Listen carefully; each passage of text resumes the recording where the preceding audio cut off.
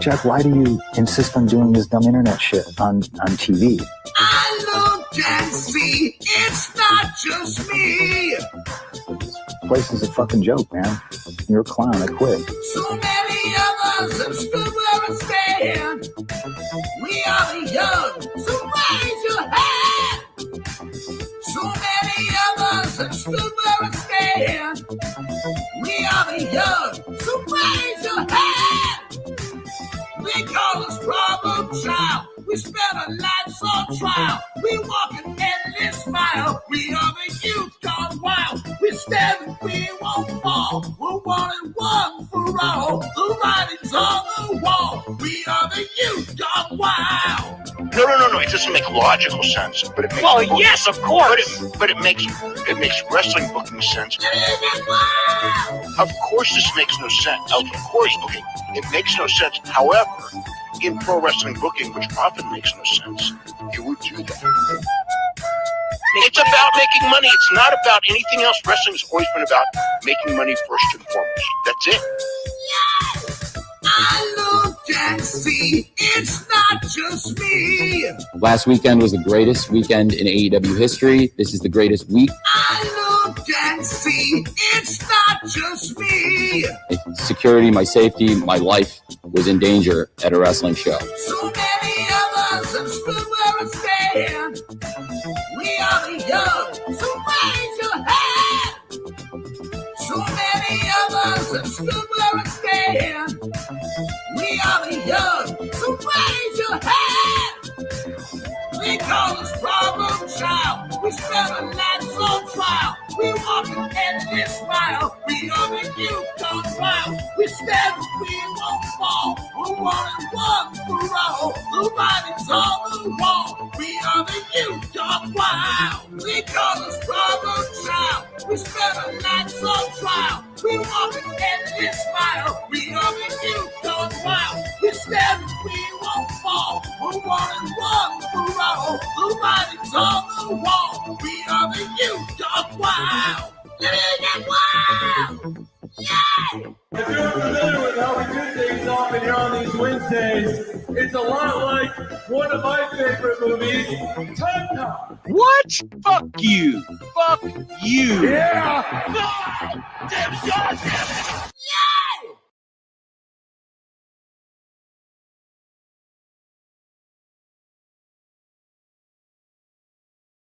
What do we got? Super Day, Pro Wrestle Clips. Tony Khan has Camille and Megan Baines sitting at home being paid since 2023 for nothing. Come on now. It's not going to be the pot calling some kettle black on that one. Truth is the truth. Becker was more over than Monet. Yes. I'm sorry. I'm reading slow. Becker was more over than Monet and is going to the big times. Absolutely. And I said that. I think I covered that show. In fact, I know we did. And I pointed out, I'm going to go back and listen to my own comments. But I did make a mental note, and I think I did point out that I thought she looked really good because I had never seen her before. And now that you pointed out, I don't want to say she looked better than Mercedes, but I think the expectation was a little higher for Mercedes, obviously. And perhaps Stephanie exceeded hers and perhaps Mercedes didn't. That's my take on it.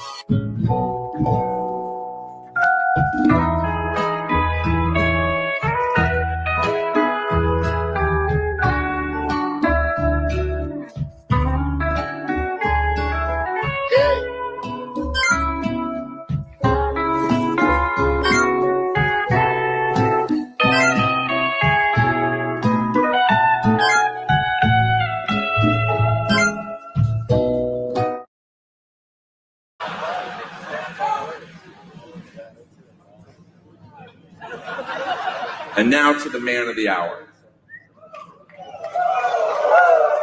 Can someone get him a vodka with Metamucil? Blonde, great in-ring wrestler, great on the mic, a womanizer, 16-time champion, but enough about Kurt Hennig. Ric Flair has been paid millions and millions and millions of dollars by Vince McMahon, and he didn't have to fuck him.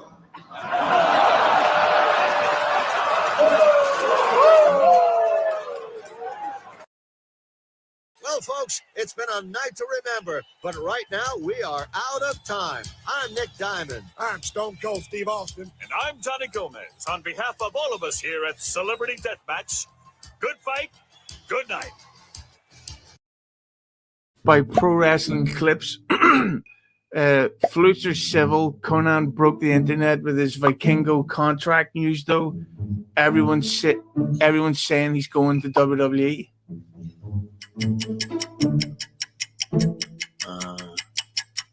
Well, they can say whatever they want. That's not happening right now, that's for sure. Apparently, Maeda would go all over the world, and he would challenge people in circuses. That's where you fought.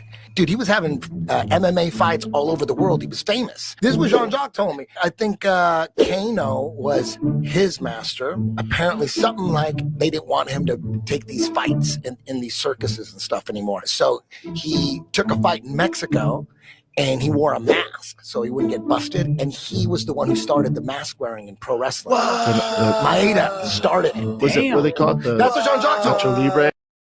I'd be remiss for my friend if I didn't ask you about Fallen Angel. So the Fallen Angel is a performer named Chris Daniels, and Chicago guy. Yeah. And was brought out to Los Angeles, and he had the daunting task of taking someone like me who couldn't move and trying to teach them the basics, how to move, the basics of the business. So, hairline. I have Paul London imitating Aubrey Edwards. You want to watch that video? You want to watch that? It sounds funny. Like, I don't know. Those words strung together sound hilarious to me. So, let's get into this and see if it'll pop us or something. I popped us already. We're already popped. Okay, so here on X, formerly known as Twitter, still known as Twitter to many, we have Paul London imitating Aubrey Edwards, and he's here with James here. I don't know who that is. Rene Dupree, shout him out, and Ace Darling. That's a fucking throwback. Ace Darling. I think he did dark matches for like ECW and WWF back in the day, but never really made it. But shout out all you guys. Shout out Paul London. Here is Paul London imitating Aubrey Edwards. Shout out Cafe du Rene Dupree. Yeah, she was like, "You don't recognize me, do you?" Right. Or something like that. She's like, "I'm only one of the most famous referees in professional wrestling." And he was like, "Oh, I don't really watch WWF anymore. Like, I haven't watched it a long time." She's like, "WWE, please." I wrestle for I'm a referee for AEW. It's the newest shit. If you don't know it, then you need to go check it out. Oh no! Oh no! Oh no! And oh no! And then he was just like, yeah. She was like, oh my god. London just bodied her, bro. My word. Oh god. Look what a fucking Paul London story. Like fucking at one of the gathering of the Juggalos, he tagged with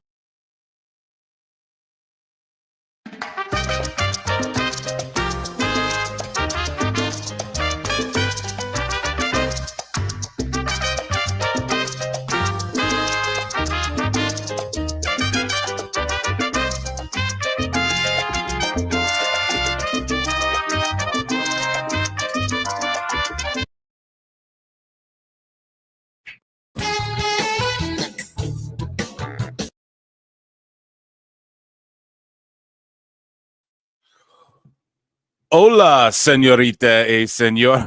What's happening, guys? Welcome to another eclectic edition of PWT Live Show Road to WrestleMania. Yeah.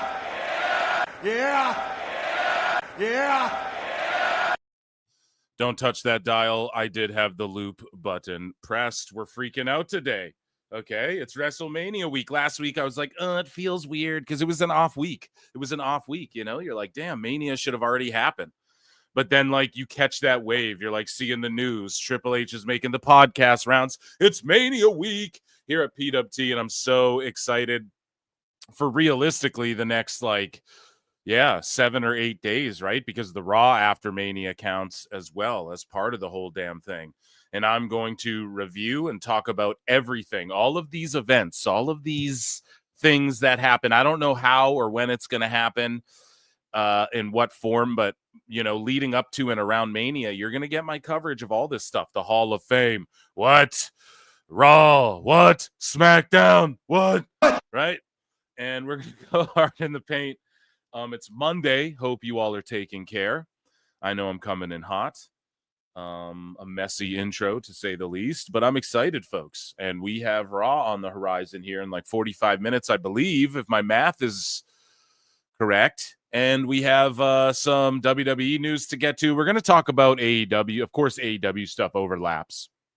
We'll talk a little bit more about AEW stuff Wednesday. We'll save it for that. Also, I have a podcast with Alfred Konuwa that is going to be my WrestleMania preview show, okay, officially, and that'll be pre-recorded. That's going to come out on that'll be this week, obviously before WrestleMania, okay, and we didn't record it yet, but we are linking up to do it. And so that's going to be awesome. And that's where, again, I know last show I really kind of dove into my thoughts, but I'm going to really, we're going to get Alfred's thoughts and we're going to mix it up. I'm also going to get his thoughts on the whole Swerve parody that he, and a bunch of other stuff that's going on. He's always a topic of discussion. What else? So Jeff Cobb got scooped up by Triple H, seemingly. We're going to talk about that a little bit. Brock Lesnar seemingly confirmed he's retired, or it's an elaborate swerve because Cody Rhodes just name dropped him on SmackDown or whatever. So we'll see. What else do we got? Rhea Ripley broke the internet. This is the last Raw before Mania. We might have some Dave Meltzer if there's time. If you guys notice on the bottom right of the screen, if you're watching, if you're listening, hello. But if you're watching, I changed the GIF. I was editing clips and I was like, holy shit, that Meltzer face moving constantly is so, like, it was hypnotizing me, Now maybe that was maybe that would have worked to my advantage to leave it and just let his tongue hypnotize you, but I don't know. I had to switch it to just a still picture so I didn't go insane. Right? I'm going to check in with chat. What else is going on? I'm trying to think. Phil Marks Out is making a triumphant return with a bunch of videos, okay, that I have I did voiceovers for and just getting through the editing process. And I know it was a little dormant, but it's because it's WrestleMania week and stuff. I've been ramping up the shows. I have another guest coming on Thursday, if everything works out here, and it's a writer for what some would call the dirt sheets, dun dun dun, right? Who's taken a lot of heat, who's been right, who's been wrong, and yeah, so hopefully that works out. I don't want to say that it's set in stone though, and that will come out after WrestleMania. I'll save that for another time. And then what else? Patreon super chats are welcome. You can become a member for 99 cents and just subscribe everywhere. Hit the like or hit the dislike, leave a comment, whatever. If you're over on X, if you want to, come on over, baby, to YouTube. It's a vibe over on YouTube. Okay. Also, tonight on Raw, it should be noted, everybody needs to. Well, let me check in with chat, and then we'll get to what is going on at Raw tonight, because I don't think much is known other than Roman's going to be there, right? I think there was a couple sites that were last minute before I went on the air, like, oh, here's what to expect, and it's like, well, I don't want you to tell me what I should expect, bro. No. Okay. Can we get the sorry, I'm skip Rabid Wolverines LC Killer 17 for 5 says WrestleMania is not started yet, but the IWC sickos are already mad and complaining. Yeah, they're going nuts. They're going absolutely bananas. BANANAS. We're gonna cover that shit more on Wednesday, okay? Just because it's more topical during Dynamite. Let's be honest, And by the way, Rhea Ripley has broke the internet again. Yeah, I know. You guys saw it. Thirstcast. And yeah, I didn't have so all this Jeff Cobb stuff would have made the title besides the Rhea thing, but I set the stream up last night or this morning, I can't remember, like early this morning. But when I did it, like this Jeff Cobb stuff was like the news had just broke basically that he vacated the titles and he was dipping out. And we had covered on the show. I was like, yeah, I don't know. He's kind of dispelling this WWE stuff. And I was like, I don't know why the dirt sheets went so hard. That's curious, right? We'll keep an eye on that. Well, boom. He just vacates the belts and dips out to WWE. It's pretty fucking crazy, man. But good for him. He's 42. He's got a fine window. He can't pass up the opportunity. Like with Omos, him vacating the titles and Noah, that's kind of fucked, but he is like a special attraction giant to where you don't want him to get beat, but you need him to get some experience in Japan. And there's no one in Noah who you look at and go, yeah, he deserves that win, So I get why they vacated that one. The Defy Ricky Starks one, I get why he vacated that one.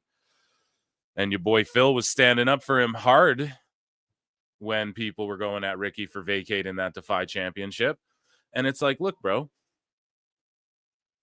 he got fucked around and people are clamoring for him in WWE. So again, he cannot waste that opportunity. He cannot do it. He can't.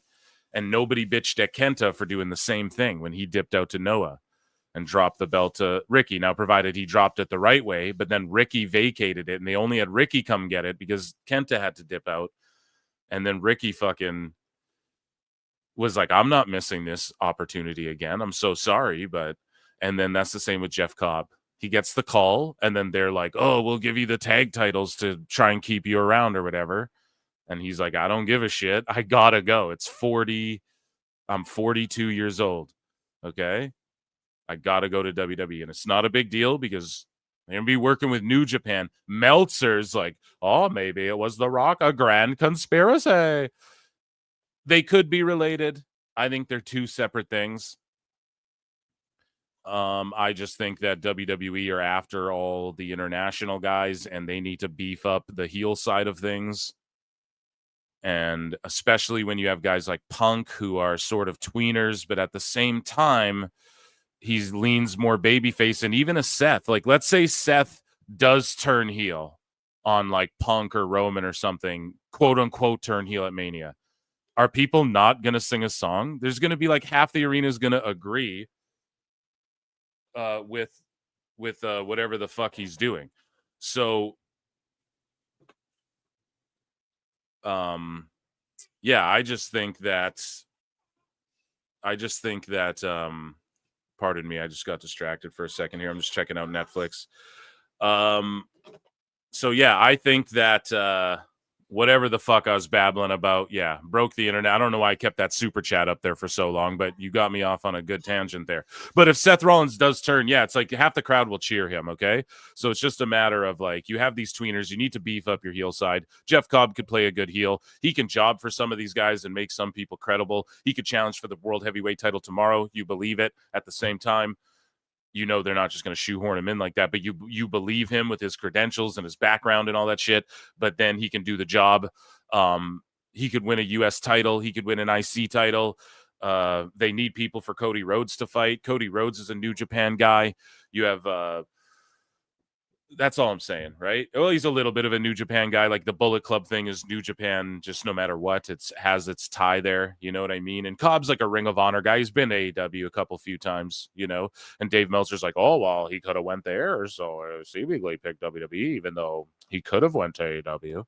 It's like, yeah, he could have went anywhere. If WWE wants you, you can go anywhere, right? If they want you, you get a job anywhere, pretty much, right? Even if you were like a PC guy, if you were like in NXT, even Von Wagner's in Ring of Honor. You know what I'm saying, dude? So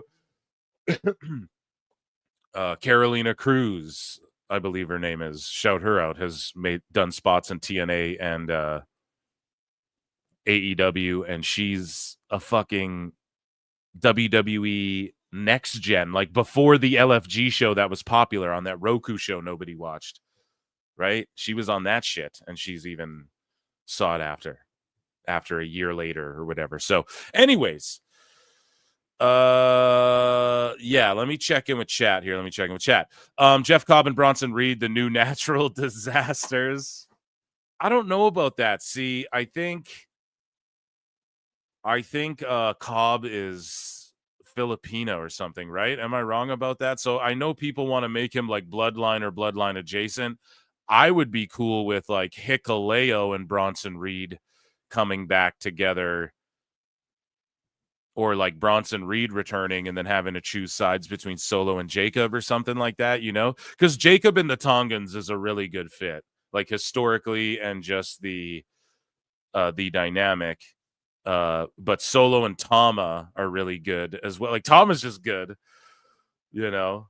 And then so it's like, where's Bronson and Hikuleo going to fit in? I know they're saying NXT, but I don't think they'd have kept him secret this long for just NXT. Like, I feel like they kept him secret this long because it's going to be like a Braun Strowman, where Braun Strowman had done like one NXT live event and then he appeared as like a rosebud once or twice, right? But then he just like debuted on the main roster, even though he's kind of green, but he's a big dude. And Hikuleo, I know, like, if you think to him on AEW, you think of him as like a tall, skinny dude, but I'm telling you, if he's in that WWE shape, like I'm sure he's in, like Tama Tonga got in, like Jacob got in, like the Usos have gotten in, like Roman's gotten in, Shreddy Eddie, right? We talk about it all the time. If that's like, if he's doing that, then he's going to look gargantuan when he comes into WWE. So maybe NXT is the road for him, but yeah, I don't know. A lot to think about, a lot to digest. Excellent. And guys, yeah, so Kaiju number 9 and 8. Hell yeah. Isn't that a show? Kaiju number 9 and 10. The show's Kaiju number 8. Yeah, sorry. My dyslexia like inserted that. Moose Knuckles here.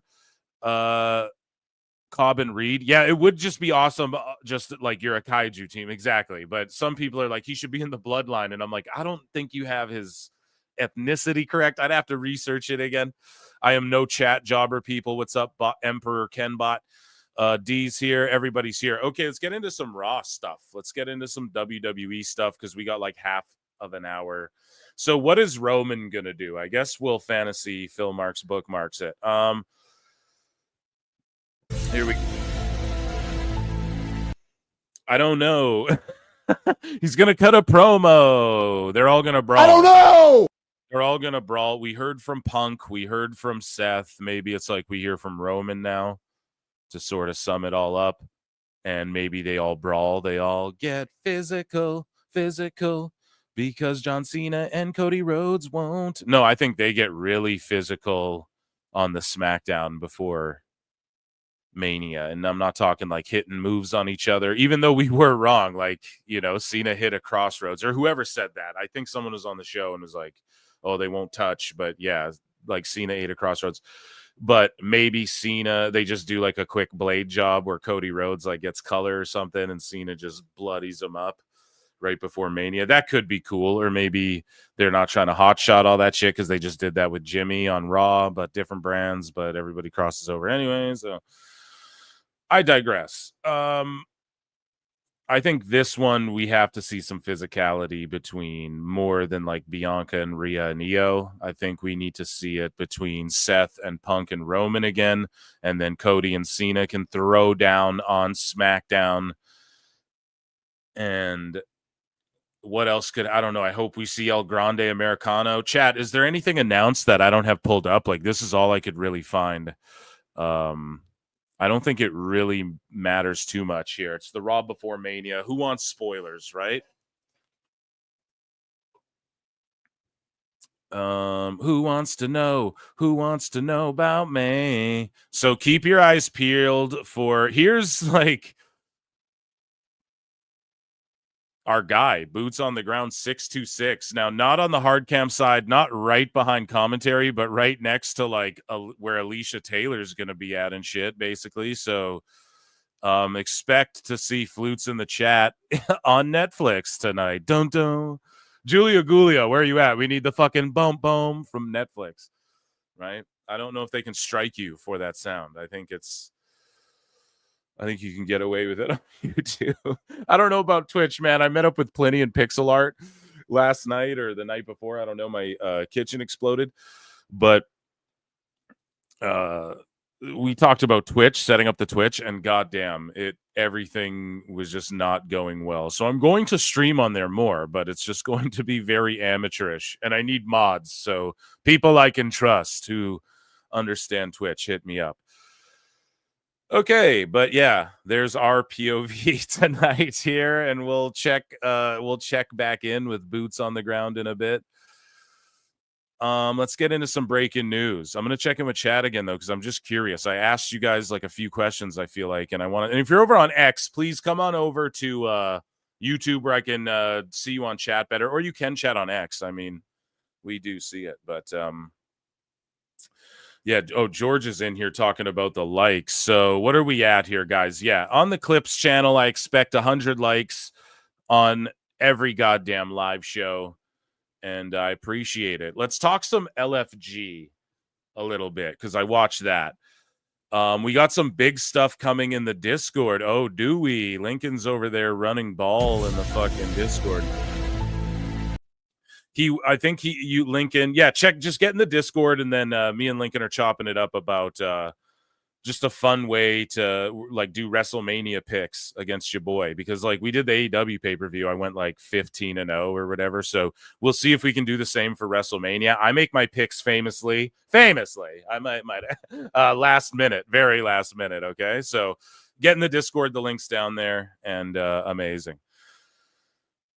I always forget the likes. Yeah, I tell Jericho, unless you guys want Chris Jericho. Okay, enough of my bibble babble. Everybody hydrate. Okay, I need some iced coffee here. Excellent. And let's talk about LFG. Now, I won't lie. I've skipped the last like 2 episodes of Evolve. You what? I mean, I could just quickly throw them on YouTube any night and catch up. So I'm not terribly like distraught about it, you know, but there's a lot going on. Especially it being WrestleMania season and all. But LFG's a show. Like, I haven't watched Greatest Moments, like the last 2 of those either. I haven't watched the last couple Rivals. I've been meaning to check out Stephanie's play. Who has time for all this shit? Time Cop. That's who. I know. Wait, hold on. I know. Great. Time Cop. LFG, though, I will not miss that show. Now, this last one took me in 2 directions. So Devon Dudley showed up. Him and Booker T are doing their little friendly rivalry thing. The matches were tag team style matches, and you had to work on double teams in this. And the show took me in a couple directions. At one point, I was like, this is clearly such a fucking work, which it is, a bunch of it, because it's reality TV. And a bunch of it also is like, damn, maybe this is a little bit real in a way. Like, at some points you're like, I don't know, like, where's Bully Ray? Where's his Academy Award then? Does he get a Tony or an Emmy or some shit for this shit? Like, what's going on? How's he like acting this good, you know, in his old age? But some of the young guys, they just seem so, they make it seem like it's fake. And they're obviously told to amp it up. And Jay Cutler, or is that the guy's name? Cutler James. Jay Cutler's the football player. Fuck, man. Phil, bang that into your fucking head. Cutler James, right, is like I pointed it out before. Him and that BJ Ray guy were on that WWE Roku Next Gen show. Now they're on LFG together. And the Cutler guy's already in NXT. He's in the fucking, what are they called? Dark State or whatever. He's in that group, Retribution 2, right? And I called it out. I pointed that out, and I was unsure of myself for a second, but I shouldn't have doubted. And also, you want to know something? A long time ago, and I need to find this clip. I don't know if someone can sleuth it out, but mark my goddamn words, we probably even covered it on the show. I'm certain we did, because I was really into that Next Gen show too. But they were trying to keep it more realistic, like more reality based, and so they didn't pull the curtain back as much as this LFG show. And unfortunately, we're all marks, so we like the blend of it. But I'm certain of this, right? At one point on PWT, I covered this. That before they went to Netflix, they were shooting Netflix promo stuff. And I pointed out, yo, that's that Cutler guy from that Next Gen show. And like everyone from Next Gen got released, except for like 2 people. Right? It was BJ Ray, Cutler, or actually a few. That Xena Sterling girl is on that show. Maybe a few of them, right? And I found out, too, that one girl on the show, LFG, the Dumas girl, I forget her name, whatever Dumas. She has the same last name as Lita. That Dumas girl is like Ava Reigns, like The Rock's daughter's girlfriend. So a little nepotism. No, I mean, that's going to happen, right? They're all working together all the time. But yeah, so this is much more of a work show. I pointed it out from the first step. I think people get that. I don't know if I'm drilling that home too much, but it's a work shoot, brother. But all reality TV is. And instead of like tricking people into doing things like, you know, the Jersey Shore, let's say, the producers put them in situations and get them blacked out drunk, and then Snooki gets punched in the face, right? For a shoot, right? And then that's real, and you're like, oh shit. These people are like in on the work. And I don't know if like Cutler or whatever knows, or BJ Ray, I don't know if he like knows how hard in the paint Bully was going to actually go on him on the show, or Mickey James was, but they had to have planned the walkout and all. That's pro wrestling, right? So I don't know. I just enjoy the show for that reason. You know, I think the ratings prove that. Somebody, may have been Evil Dose, posted like week over week, they're getting like 10% more viewers each week or so. I don't know. It's a can't miss for me. And also it comes on Crave. So in Canada, we have Crave, which is a streaming service. I think it's like Warner Bros. Or Max or whatever, an extension of that, which no, AEW's not on there. I checked. And yeah, they have these shows that go to A&E or whatever. I guess they go on there, and Dark Side of the Ring. All the Dark Side of the Rings are on there too. So shout out Crave in Canada, buddy? But yeah, LFG ultimately, Devon picked someone for Bubba, which I didn't think was the right choice, but he's going to hold it down for his guy. And then he picked, I agree with Booker and Undertaker. Like their guys' tag match was really good, you know? And that BJ Ray guy's like hilarious. He's going to be, it's almost like the Miz, but the 2025 version, you know? Because believe it or not, Miz was the reality TV show wrestler guy, but sort of before social media, but when it was like just at the beginning of like social media and stuff like that, maybe even just before it, right? Like, remember, I think he was reading the fucking phone numbers and the social media shit off his palm or whatever, wasn't he? Like, it was the beginning, before handles and all that shit. Miz was like the reality guy. This is the Miz. I'm not saying this guy will be in movies or be like the A-lister and get a wife as hot as Maurice or anything. I'm just saying that BJ Ray's like that TikTok kid who like pranks you at Walmart and then gets punched in the face or whatever, you know? That's what he is. So it works.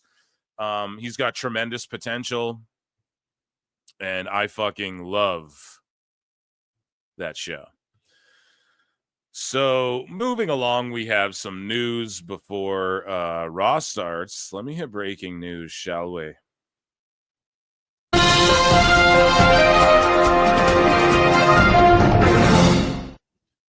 So Stone Cold is headed to the WWE Hall of Fame one more time, right? So a two-timer.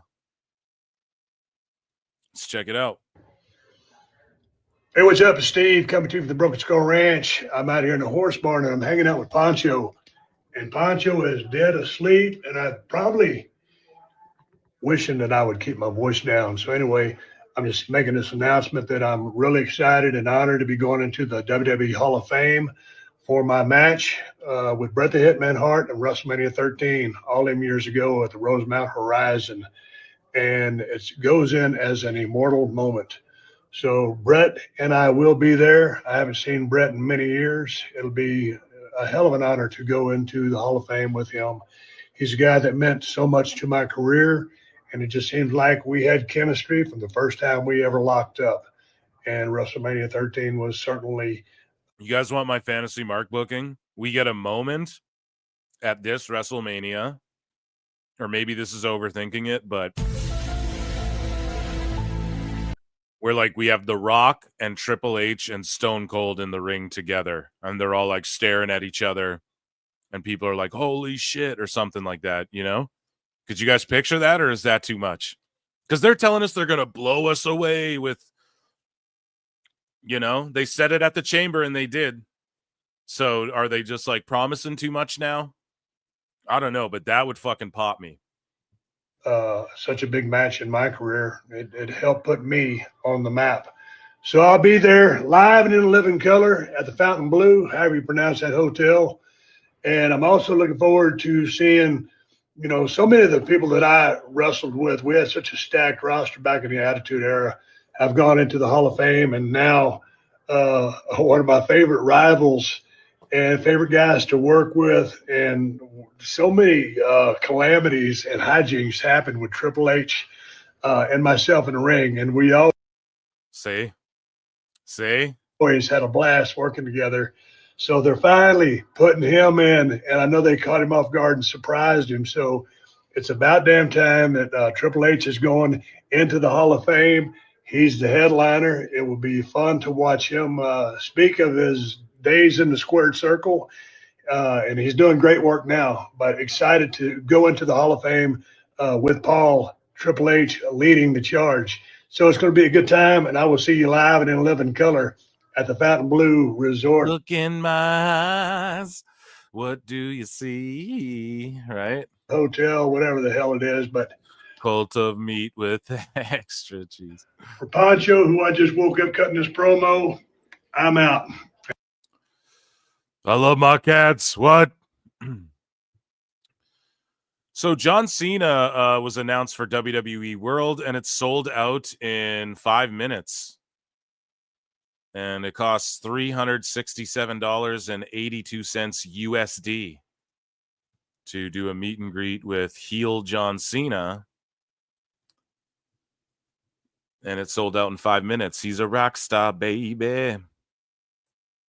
So here's Cody Rhodes doing Maxine Dupree's gimmick or Otis's gimmick or Scotty 2 Hottie's gimmick, whatever. Whoever you grew up watching. No.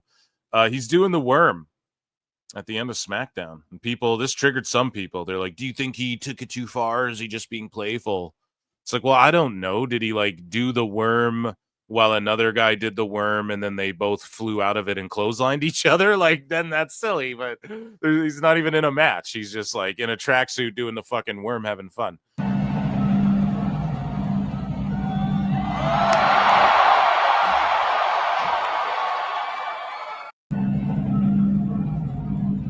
Yeah, I don't know why people are triggered by this. You know?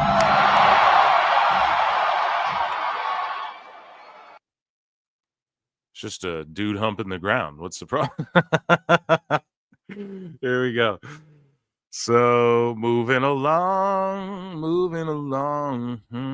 Okay, so Vince Russo, bro, has lashed out. Bro, I'm lashing out. Unleashed, bro.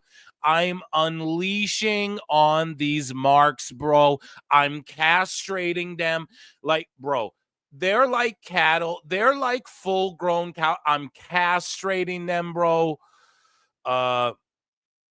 man enough to confront Randy Orton after he hit, I don't know, with 2 RKOs on Bro Down. Russo said on Bro Down, we bro down when we were broing down with Jim Cornette, bro, at Vince McMahon's pool. And I came up with the Montreal screw job. He said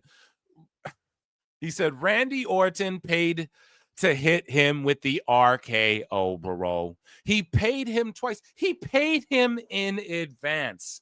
What a wuss. No balls general manager. This is what I'm talking about as far as protecting characters, bro. When Mae Young gave birth to that hand, bro, we took care of Mark Henry and all of that. Bro, David Arquette, when I won the World Heavyweight Championship, bro, I'm the World Championship Wrestling Champion, bro. Nick Aldis did the same exact is the same exact size as Randy Orton. He's supposed to be an authority figure. He gets RKO twice. Okay, the first time I'll let it slide. I mean, I personally would have went in War Games and let Goldberg spear me and then come out with the world title. But Nick Aldis, you're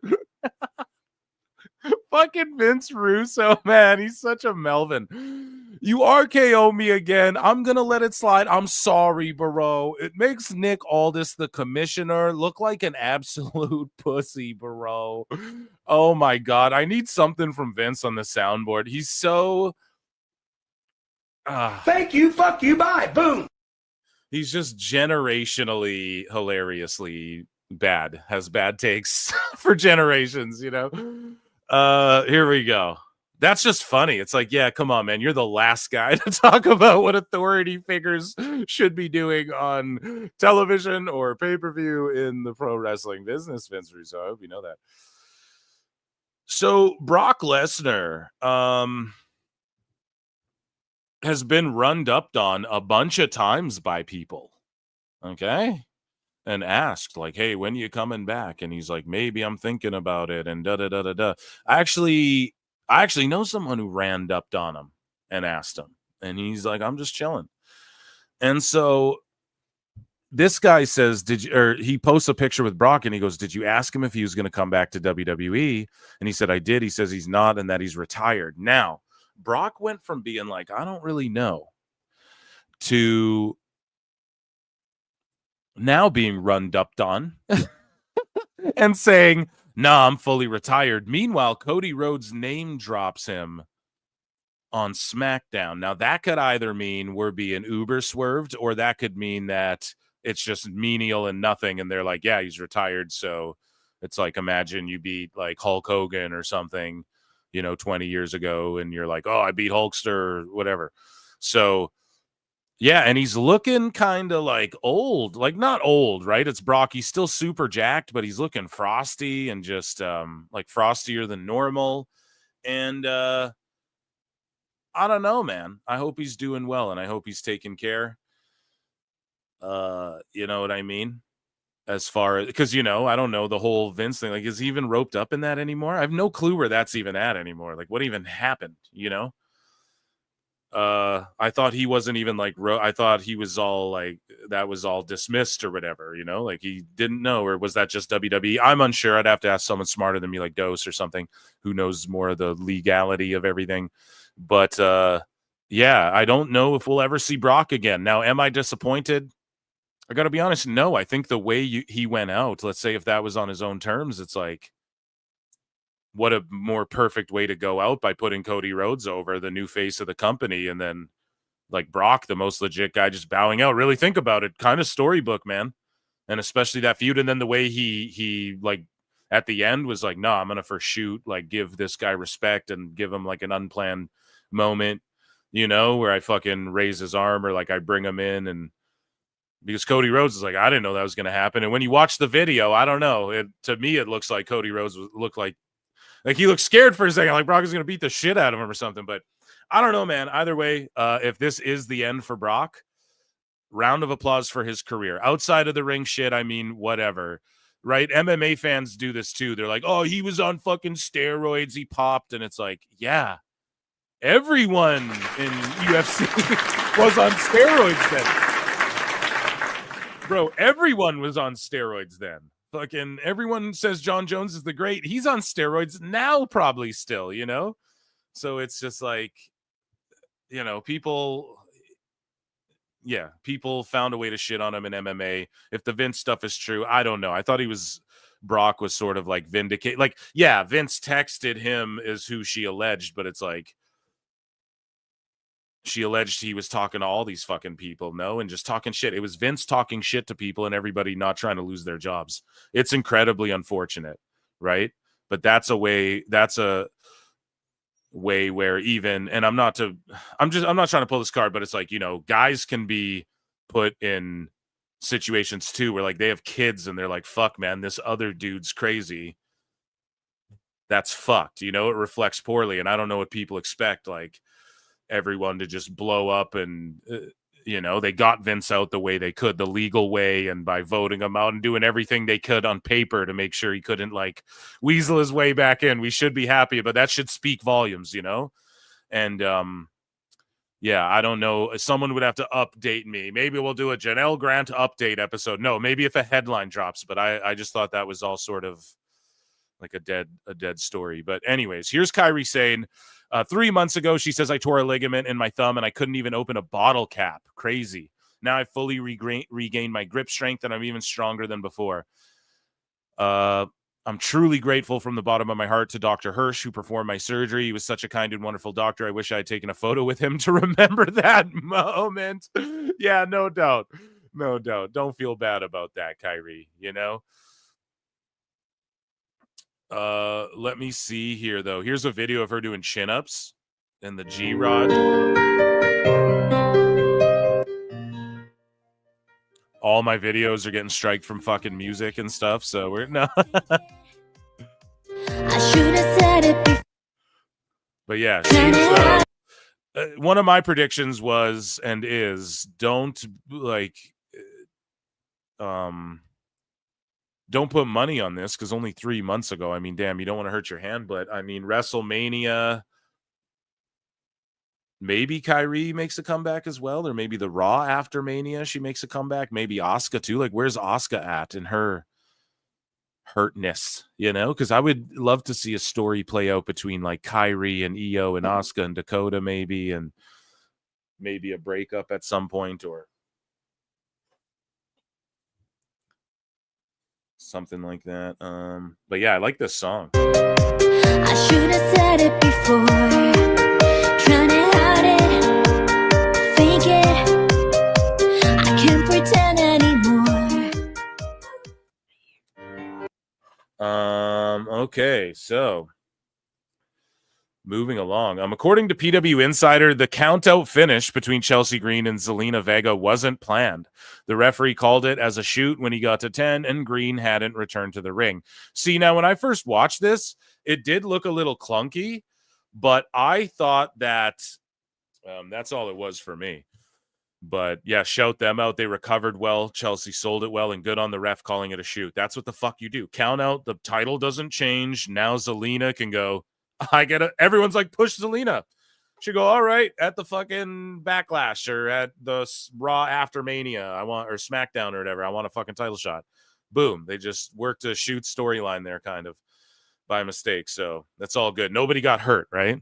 So, and it didn't look bad. They sold it like professionals. So, and that's what I mean. In WWE, it feels more sports-based too because everything feels like a shoot, you know, whereas in AEW, it's so overly like, you know, they're working together and then Moxley gets impaled and it's like, fuck, you know?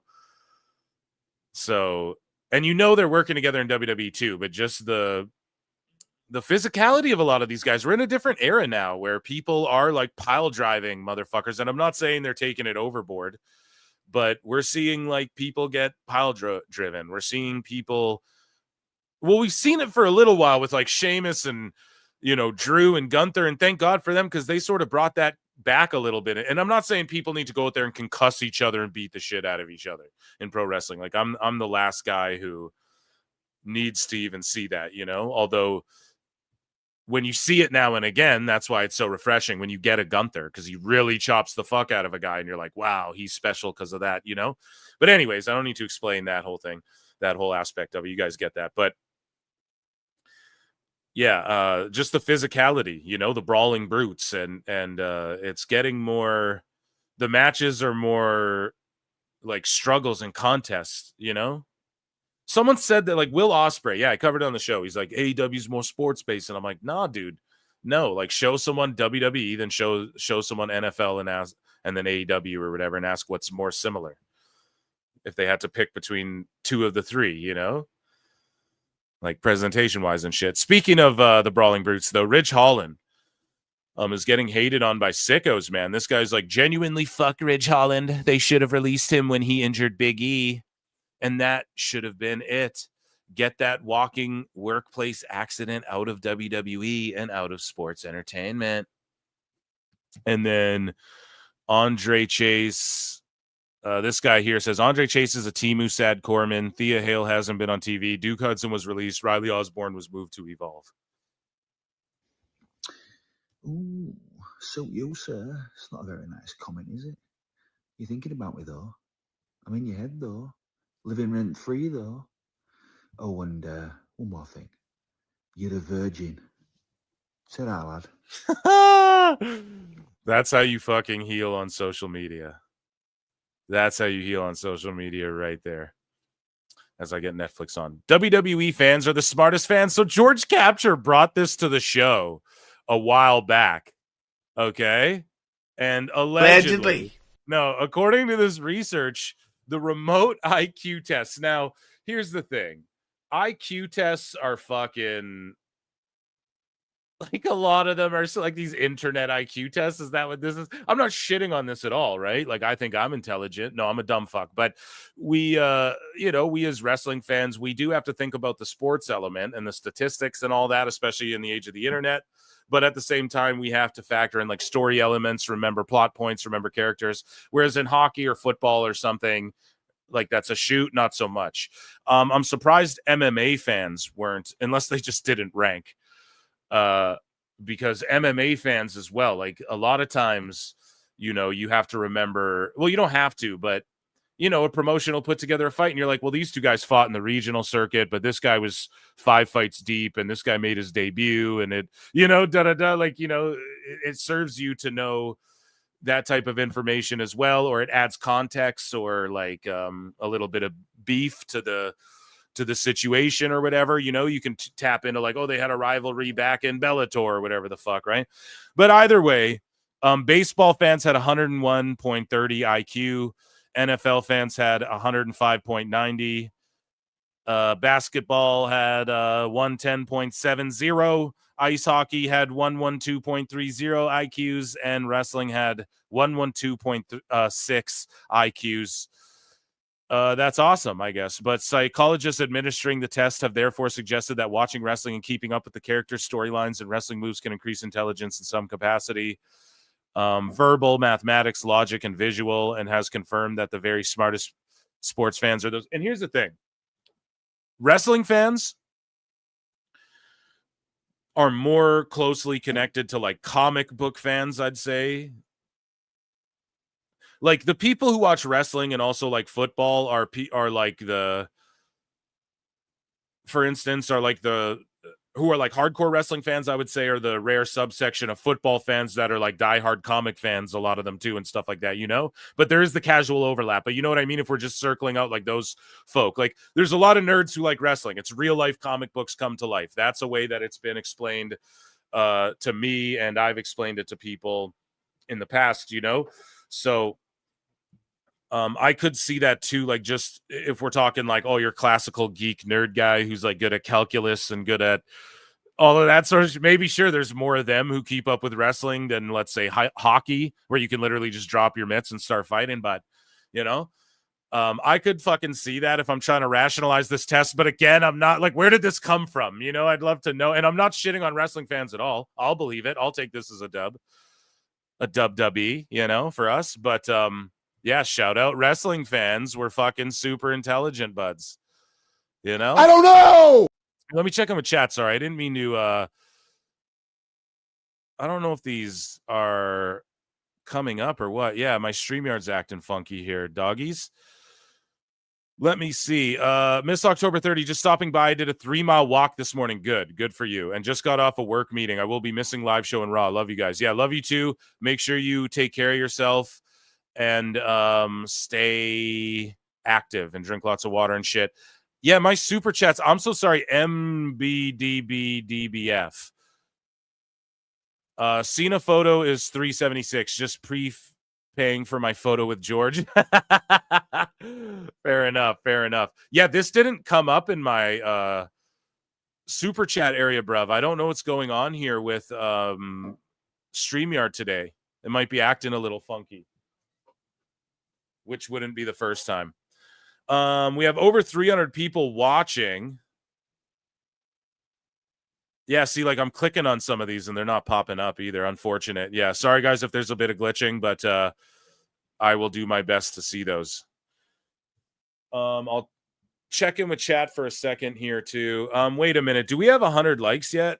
I know it's early. But I'm checking on the Clips channel because we have well over 300 people watching. On X as well. Come over to YouTube. Now we're at 54 likes. 1 minute till Raw kicks off. I do want to play Jericho for you guys. Here, just listen to this music for 1 second.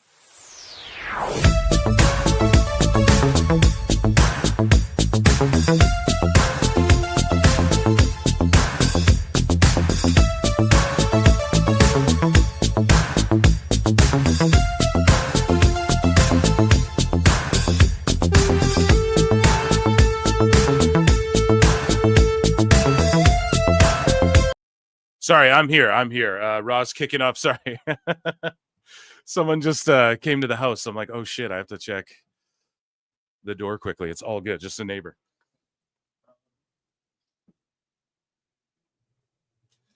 Anywho, okay. So, moving along. I'll be heading out early because I got to go back to work. Okay, you want me to play Jericho? Run the goddamn likes up then. No, we're good. I was like, oh, no, I'm going to miss Raw. What's going on? Okay, here. So moving along, Tom Brady teases at being at WrestleMania 41. I'm all discombobulated here. Okay, Netflix is good. So Tom Brady teases being at WrestleMania 41. I may be there. It's amazing what's going on there, and it's amazing what's happening with WWE and all the different things surrounding that. He told Fox News. So he is the GOAT. I don't really care what people say, right? He's got the rings. Other celebrities, Kieran Culkin, he starts fantasy mark booking. We'll give him an X-Files. Who would have thought we'd give Kieran Culkin a fucking X-Files on the show? But he fantasy mark books what he would like to see at WrestleMania and says he'll be there. He'll more than likely be there. Hi, Kieran. Any thoughts on WrestleMania this year? I'm a little bit behind. I'm a couple weeks behind. So am I. I was hoping it was going to be Punk Rhodes. I'll see you in the main event of WrestleMania. But I really like Cena Rhodes. Loving Cena. I'm breaking up with you. Do you think Punk, your friendly acquaintance, do you think he'll win his match? Really, what makes that amazing is any of those three could. But I got Punk. Okay. What do you have? I think he'll win. I'm sorry that you won't be there to see it because you've got this show, this great show. Thank you. But we hope that we'll see you at SummerSlam in Jersey. I'm going to go to that. Let's go.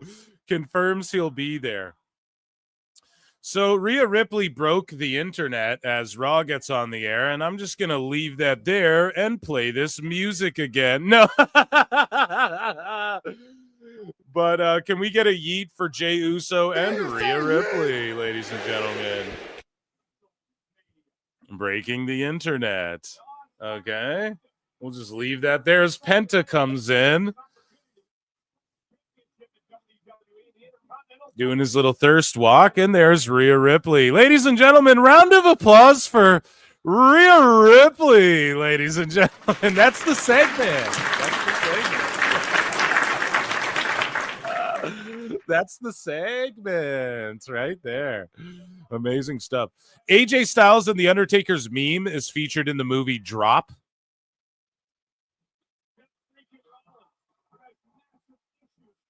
Seth dressed like a zesty Shield member. Drop. You are not in control. Holy shit, he's dressed. Seth's dressed like a zesty Shield member. I gotta tweet that out.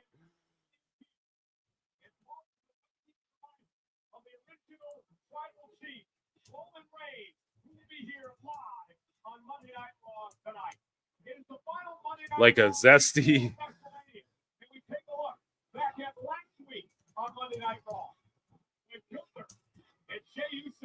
Sorry, guys, I had to tweet that out. That's too funny of a line.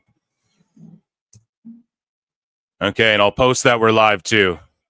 Here we go. Recap package here. So we know what happened. We're going to keep our eyes locked, but I just got a bit more. Couple more. Okay, guys, couple more. So again, the latest on a Brock Lesnar return. So then the dirt sheets jump on this. So Fightful Gossip says there are currently no plans to bring Brock Lesnar back, and there have been no conversations about such behind the scenes. I've been told adamant. Oh, this is Meltzer. So no. Fightful says there are currently no plans to bring Brock Lesnar back, and there have been no conversations about such behind the scenes. So then we play a fucking Dave Meltzer flute. Because Dave goes, I've been told adamantly. It's like, this is in the hands of WWE legal. It's not in the hands of Paul Levesque. Nick Khan's not going to overrule legal. And when they think that, the case is, actually, except it's, CMLL, it's going to be settled or whatever it is, Brian, then maybe he'll come back. I don't know. But one thing I do know is that This guy's Tony Khan. So, yeah, they're speculating now. I mean, easy to say that shit. Here's John Oliver talking about Shiloh Hill, the guy from WWE LFG, to me, who's like the top standout to me, in my opinion. And, yeah, he's getting flamed by this fucking cringe lord John Oliver here. I'll explain what it is in a minute. But before I do need you to know that that man is a WWE wrestler who goes by the ring name Shiloh Hill, which, to be honest, isn't a top-tier wrestling name. It sounds more like the title of an unwatchable indie film. But it gets even more confusing when you find out that his real legal name is Thunder Justice Keck. I am completely serious. Imagine having the name Thunder Justice and using something else to wrestle under. You'd be like finding out that my legal name was Zippy Bookworm. Why change? Anyway, the point is, I'll explain what it is in a minute. But before I do need you. Yeah, I don't know. That's funny. He's gone viral, this Shiloh Hill guy. He goes viral for, like, showing people how to go on the dark web and shit. Like, legally, like without doing illegal shit. Gunther storm into the fucking ring. Should we jump back into hot news in a tick or what? I think that's the way to do it. Okay, keep an eye out for a fucking PWT flute sign as well, guys, okay?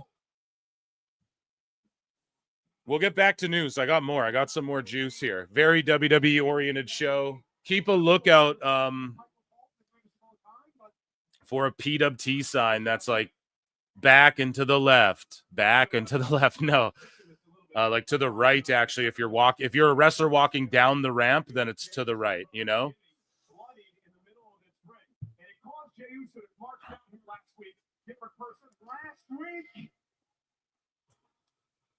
Oh, yeah, Gunther's got good heat. Let's go.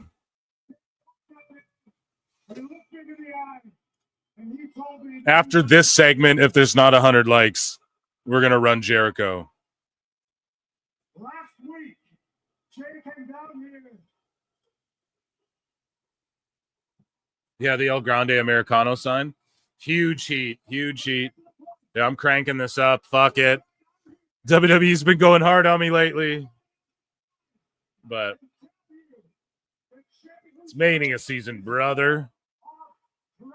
I'm just going to keep babbling. Jay's full of crap. How about instead of Jericho, we get more Rhea? That can be arranged.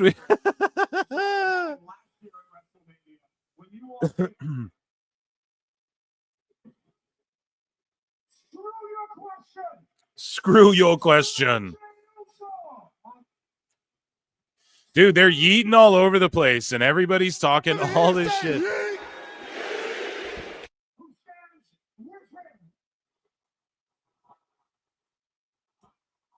He just said, screw everybody who stands with fucking Jay, dude.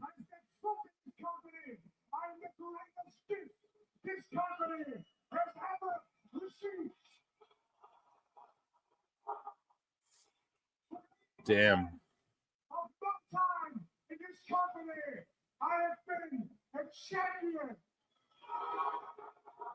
That's true. 80% of his time in the company, he's been a champ.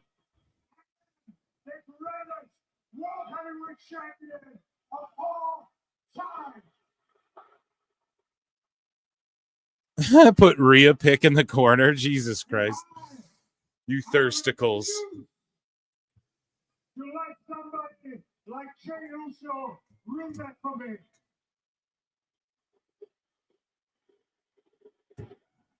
Yeet, yeet, yeet. I urge you, put your chest out.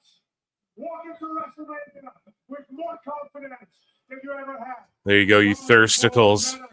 It's her own Twitter, so you guys go and support Rhea Ripley, her own X account there. You still can't lace my boots, and I will still put you down for a fourth. Just don't say anything too gross, you fucking pigs. No. There, just a taste. Just a daddy magic taste. Okay, we'll keep it around. We'll keep it handy. But we're listening to Gunther Cook. Mine's out of the fucking gutter, and mine's in the Gunther. Okay?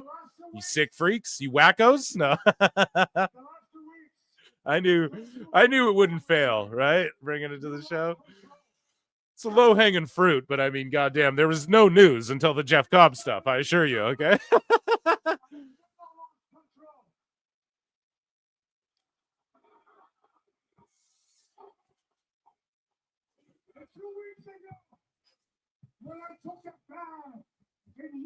Train of thought. I'm too old for Twitter, but now I'm thinking about it. No, I'm just joking. It's just a picture. Yeah, bro. You just watch this video back. You're all good. And then I get more views. I kind of hope Gunther does in, even though the Yeet Mania would be something to see. Yeah, I agree.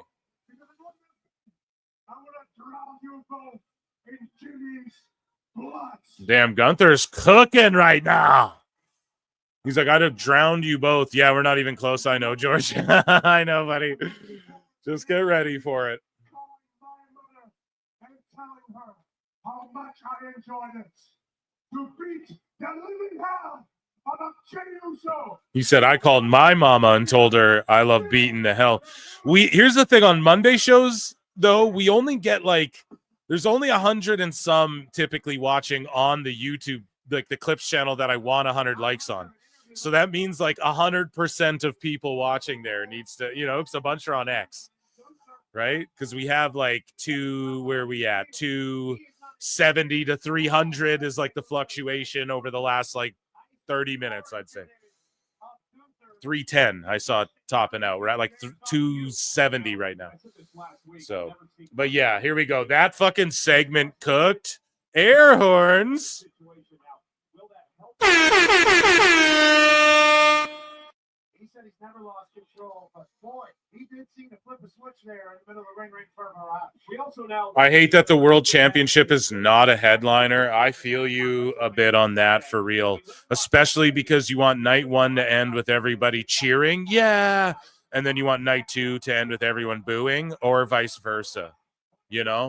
I feel like if you go both nights of just nuclear heat, maybe for chapter one, because you got to remember this is 41. So in my mind, if I'm a booker, a long-term booker, I'm looking at it each 10 WrestleManias, 5 and 10 WrestleManias have to be the biggest one, every 5, especially on the 10 note. So this is sort of chapter one between 40 to 50, if you want to look at it in decades, right, of WrestleMania history, which is the way some people like to break it down, break it down, huh? But and it is the Triple H era, right? So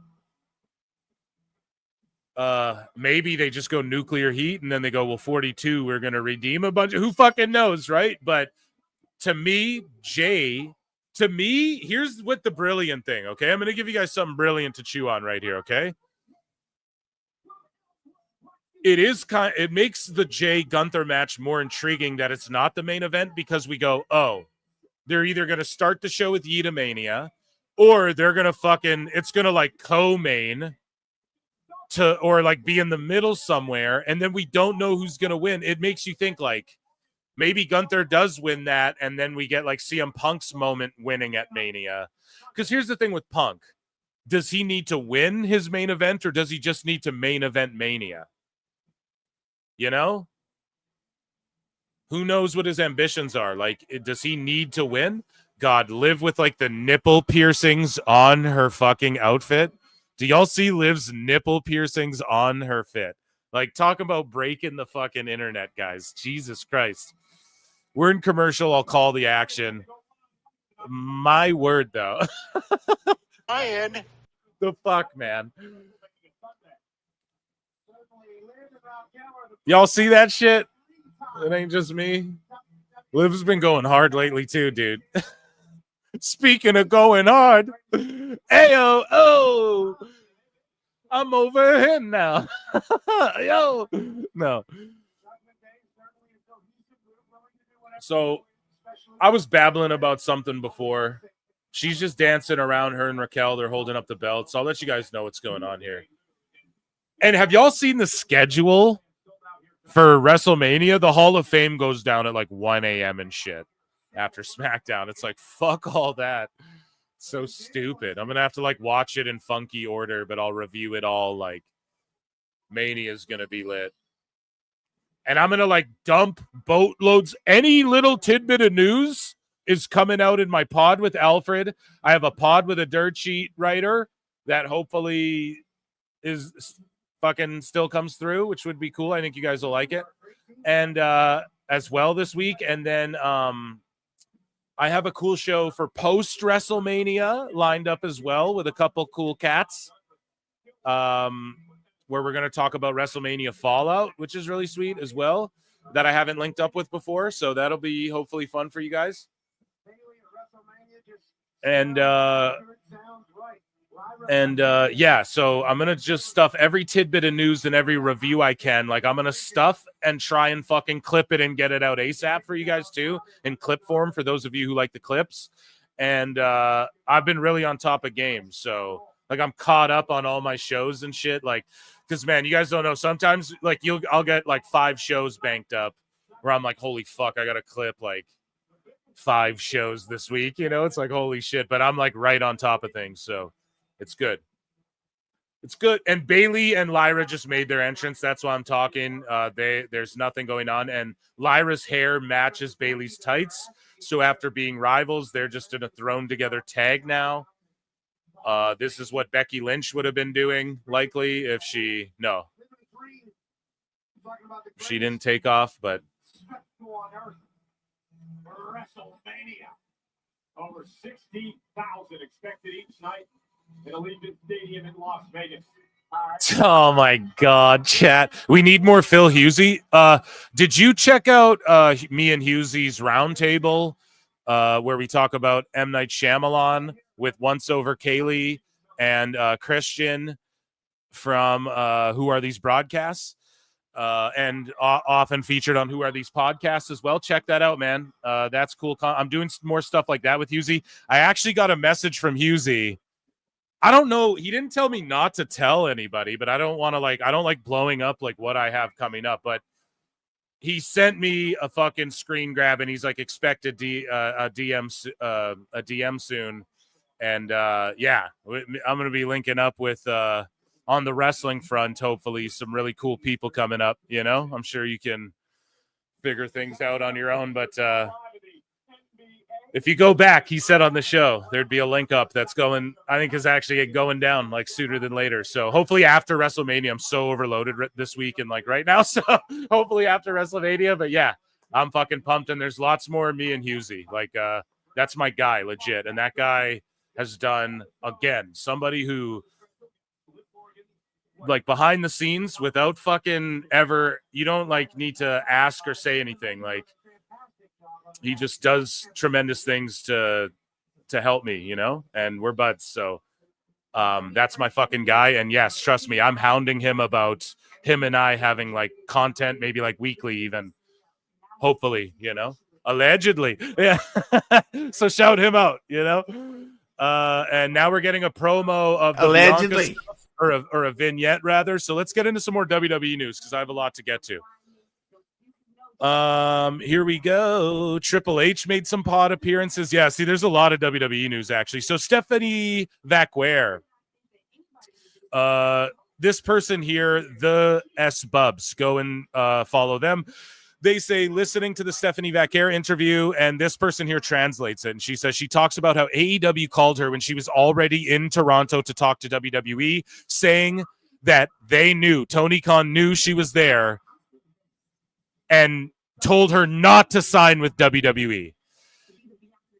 She was talking with AEW and WWE, telling them both, here's what the other's offering. Like, you guys are bargaining over me, right? You guys are bidding over me. So she told them to give her a day to think about it, told them both. And that AEW offered to pay for the flight and the hotel right away. We'll pay for your flight and hotel, and we'll pay for your flight and hotel over there, and we'll even pay for your new gear. It's great, right? And WWE wanted her to be front row at Heatwave, but she didn't want to owe anyone anything, so she didn't do either that day. Gangster move. This is why she's going places. She stood on business right there. No, I'm not just going to go on Heatwave right away and fucking fuck up any other opportunity I might have. Right? Like, I'm just not going to owe anyone anything. You're not going to do that gangster move where you do something nice for me and then all of a sudden it's hung over my head when I'm like, oh, when I have my life going on or whatever, right? She pulled gangster shit right there. So, then she said she told WWE what AEW was offering in terms of money, and they said, we can't match that. Good luck in AEW. So she was crying, even though she was going to make more money. Listen to this part. This is key. So Stephanie was crying, even though she was going to go make more money in AEW, because WWE was her dream. And that's when she realized she cared more about going to WWE and making her fucking legacy and fulfilling her dreams, every wrestler's dream, than going for a fucking paycheck and being unhappy and having that empty void and being put in Ring of Honor against Athena in 2 months, right? So later, Shawn Michaels himself called her and talked to her. She told him that even if someone offered her $100 million, she wouldn't be happy if she wasn't doing what she loved. Facts. She says Shawn totally understood and told her some great stuff that she'll keep to herself, but that made her want to sign the next day. She accepted the contract. And she goes, this person goes on, that's just my translation. Another detail to add to this thread, now that more people are seeing it, is she said WWE called her the morning after Forbidden Door. She talked to CMLL about it, and they were surprised because AEW had told them they were going to call, but WWE ended up calling first. Oh, well, you know, I was at the NBA. It was a late one for me. White call. Yeah, that's amazing. And she blew everyone away at during that match with Mercedes Moné at Forbidden Door. So Triple H says the internet and complaining on there is not real life. Here, I have the clip of it, actually, so we'll play that. Here's Triple H talking about how he hates internet wrestling opinions, even though we know that he does prowl the internet for him. We know that, okay? I think that's pretty well known. And shout out Triple H, bro.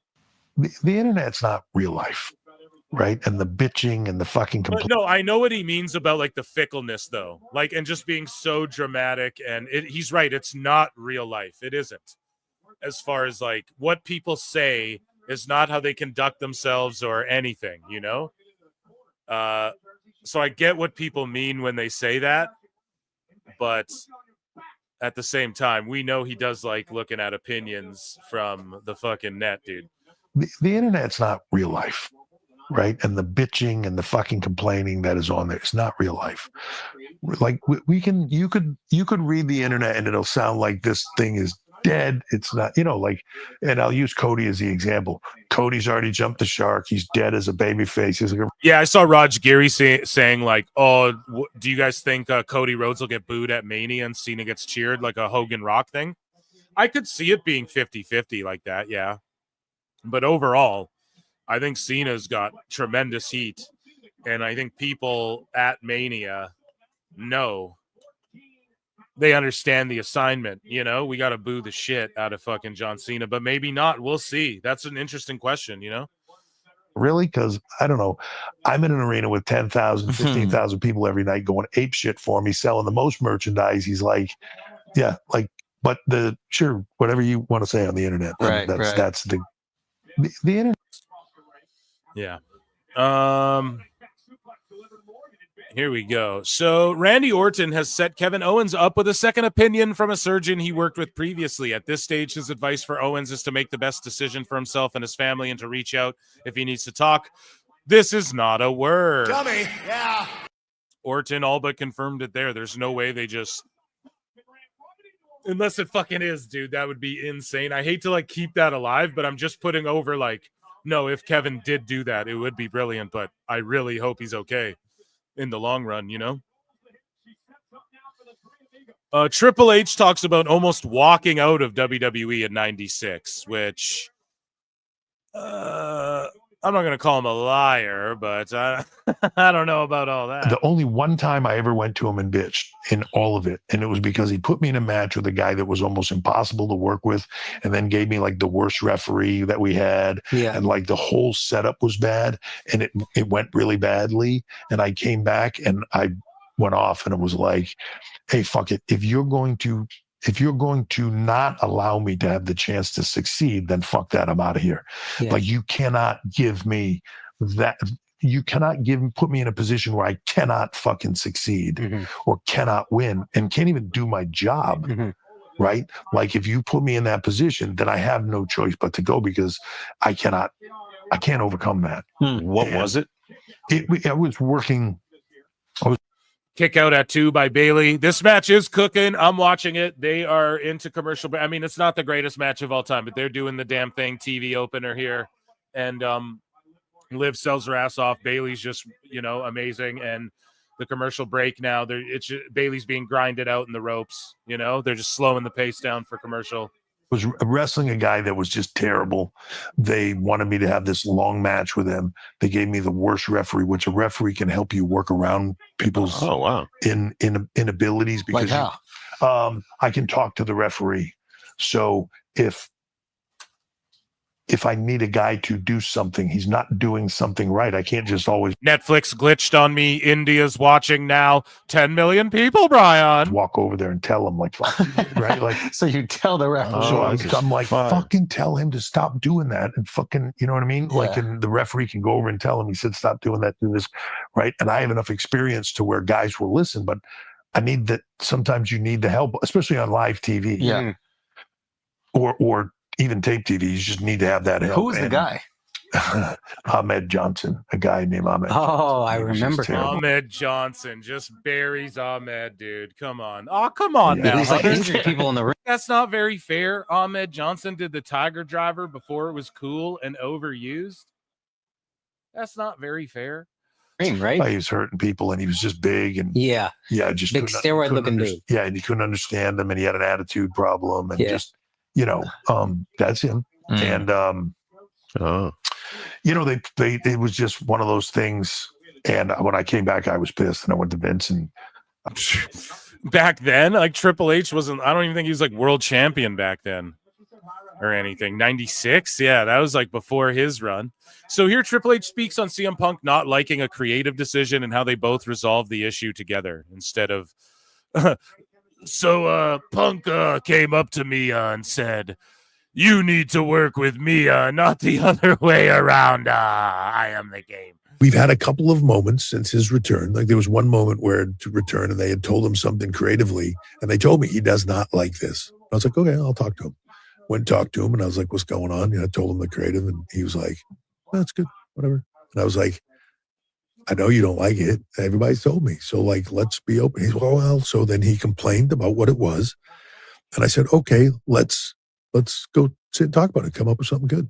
And that sort of changed the paradigm shift for us relationship wise. And now part of like, it's a funny thing for me to even say, like sitting down and being collaborative with CM Punk is one of my favorite things at TV because he shares a very similar view at the end of the day of the business as I do.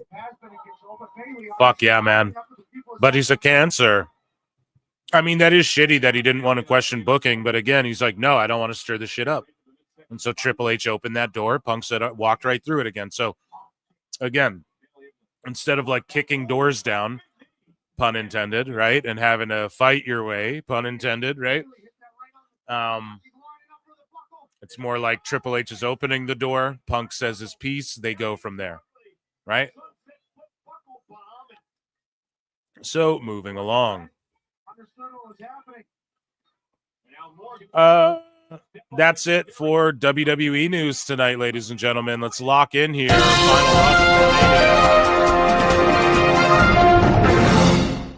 And here's our angle. Keep a look. Do you guys see that?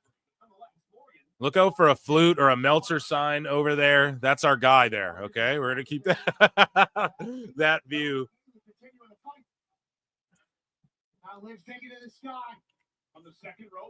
Oh, man. So Bailey going for the walls of Jericho all the time now.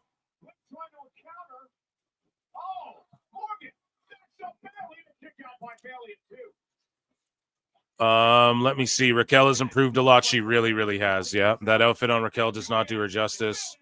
Lose the do-rag and sunglasses. She reminds me of like a Dragon Ball Z character or something. I kind of like it. I don't know. Jericho, no, we'll give till after this match. Ahmed, Bud Pirate Johnson, Jesus.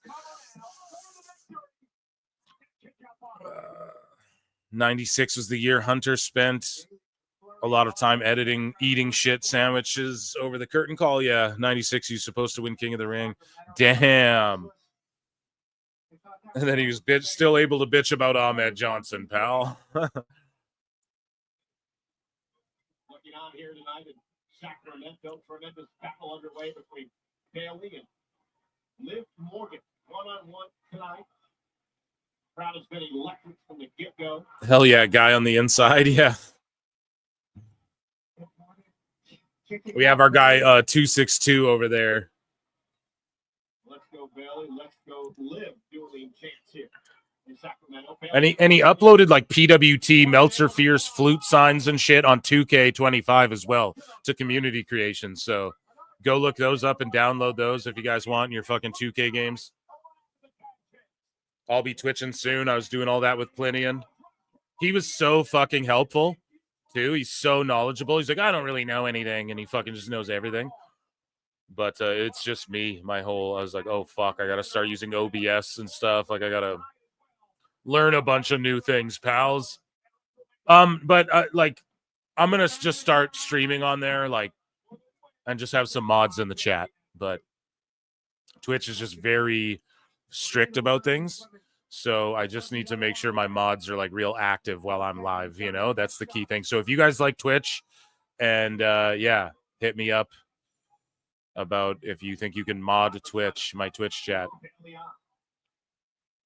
We just can't have like underage folk in there and shit. It's like you know, and I no fucking luck setting up bots and stuff. Anyways, though, twist of fate on the rope, big knee.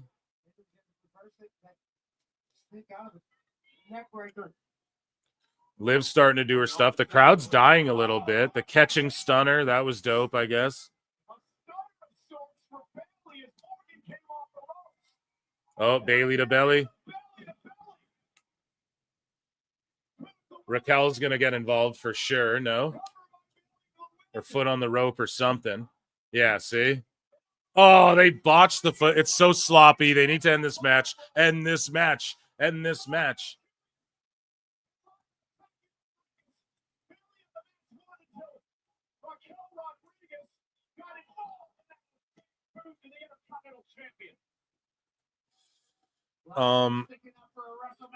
Plinian for 5 says, oh, come on now, Eric. That's not very fair. You got this shit. Yeah, I'll get it working, bro. But for now, come on now, Eric. I gotta go like bare bones and just have mods on top of shit plenty. And we discussed it, you know.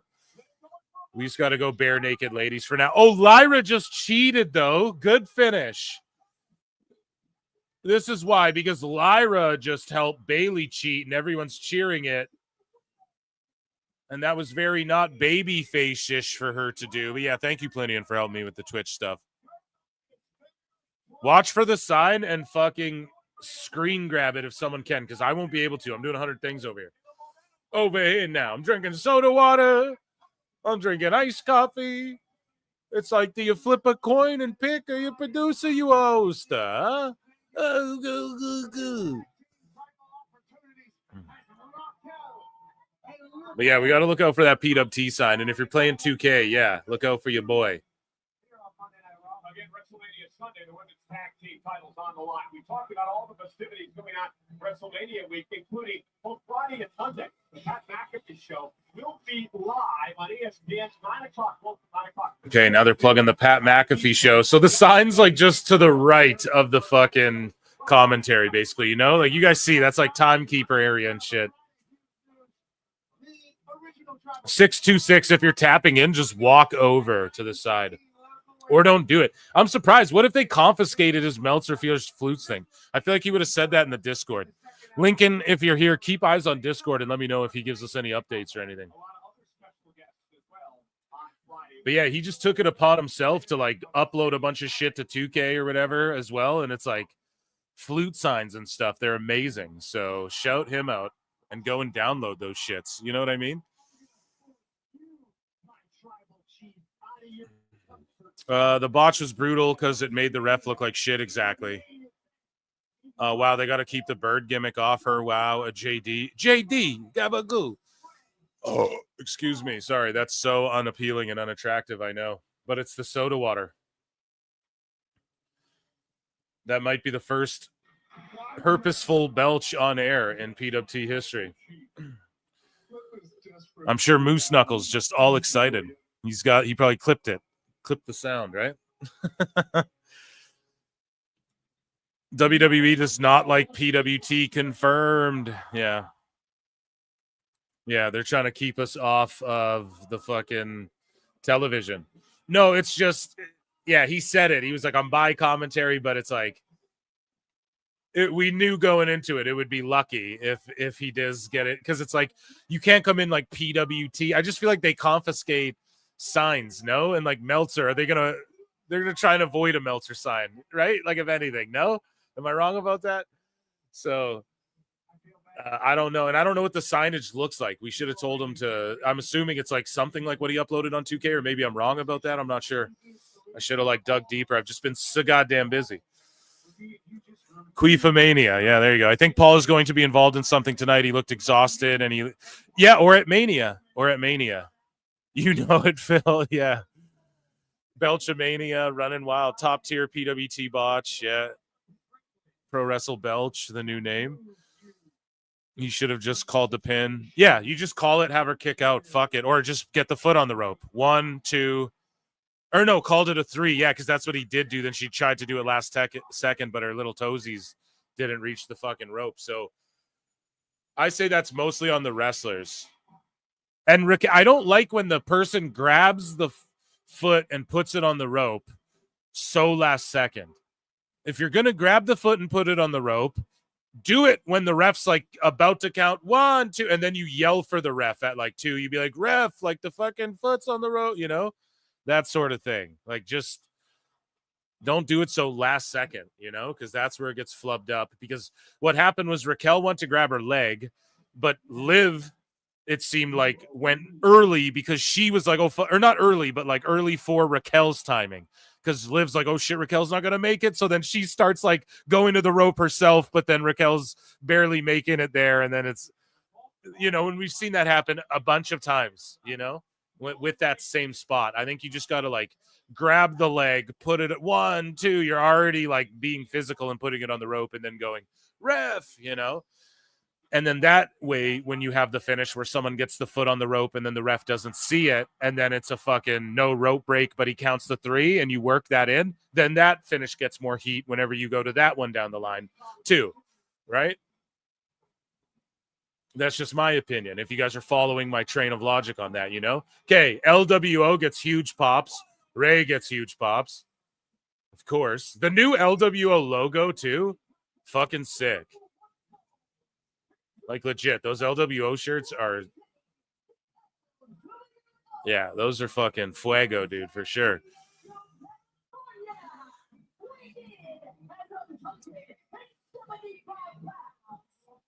There's been some good Roman signs. OTQ, one tribal queef. Our tribal queef. Not at all on the ref, though. Yeah, not on the ref. You're right, Chris. That is not on the ref.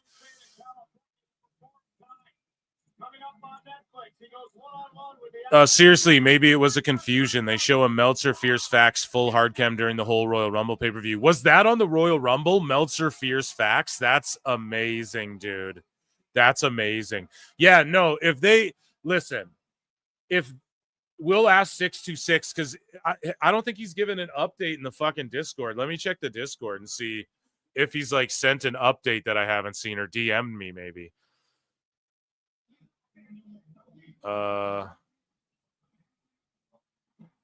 Fingers crossed. Maybe when someone gets thrown into the timekeeper, haha.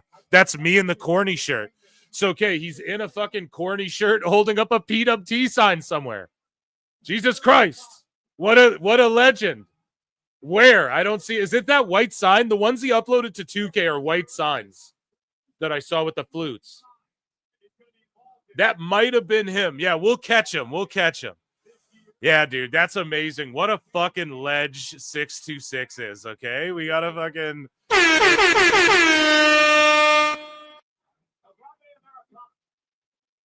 No, dude, I got to ask him. Someone, yeah, he's talking on Discord. Here, someone in the Discord. Maybe it should be me. I should just be like, bro, tell us, like... Sorry, because I'm trying to host and I'm trying to watch and I'm trying to keep an eye on any live developments, you know, as I do during this show and shit like that.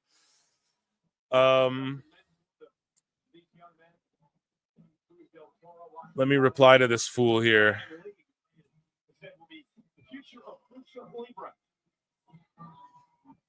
El Grande Americano was a bit disrespectful to Dragon Lee a few weeks back. Okay. Okay. He put a metal object in his mouth last week, did Mr. Americano. Senor. Thank you. Yeah, I just tagged him and I was like, listen, you're a legend either way. What does the sign say or look like? You know, we're looking for you. I think we saw you once. I think we did see him once. Like, but it was from such a distance. Yeah, the drone got him. Someone just said it in the Discord. Guys, get in the Discord too, PWT Discord. Sorry if this isn't compelling for you, but we have a lot of fun.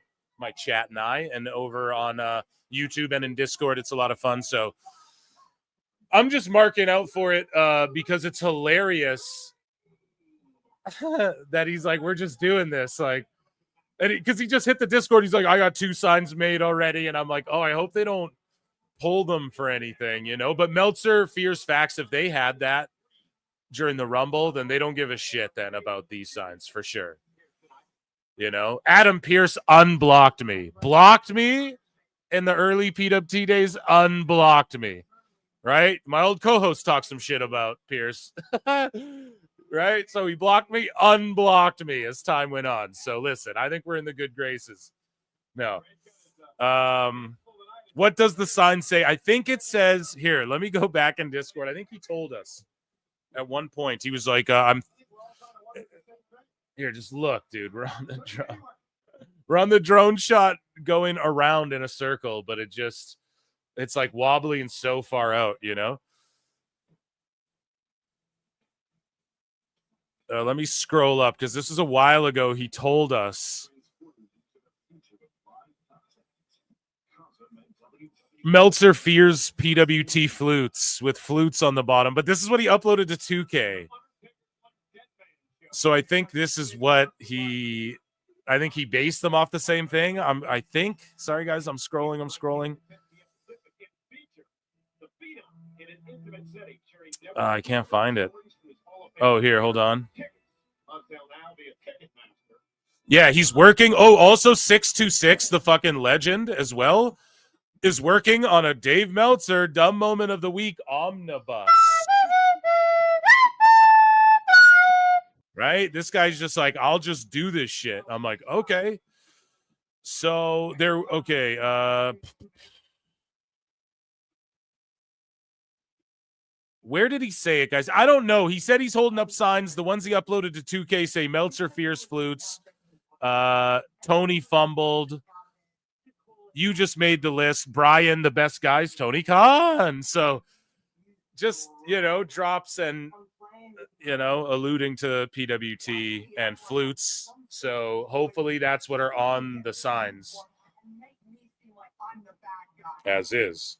The thing that you fail to understand is that when I lose something that I love, I will stop at nothing to get back. And here, I never had to give you a championship. But watching you detach and moan really pulled on the heartstrings that I had left. So Rhea's cutting a promo after she just broke the net. Sorry, I'm just scrolling, looking around. Yeah, I can't remember exactly. I don't think he told us what they said. It's my botch. Rhea can't beat Io. I think Bianca's leaving. He replied, "Oh, are you guys in the Discord? Fuck yeah, you guys are legends." I keep Xing it off out of force of habit, so let me just keep it open. Yeah, dummy. Yeah. So Bears hat, cornet shirt. Brutus's boss bandana is cracking me up.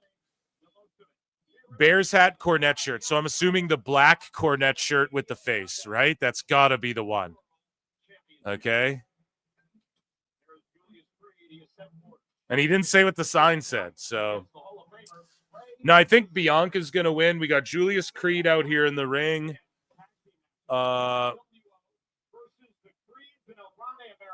Plenty and good alert idea. Oh, I got a super chat.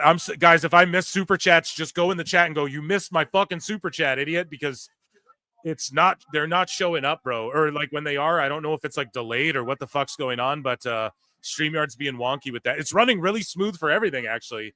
And then super chats are fucking around, so I don't know what that's about. Chris McCarty for 2. JBL is going to hire Hernandez to border toss Chad. Yeah, that'd be fucking awesome.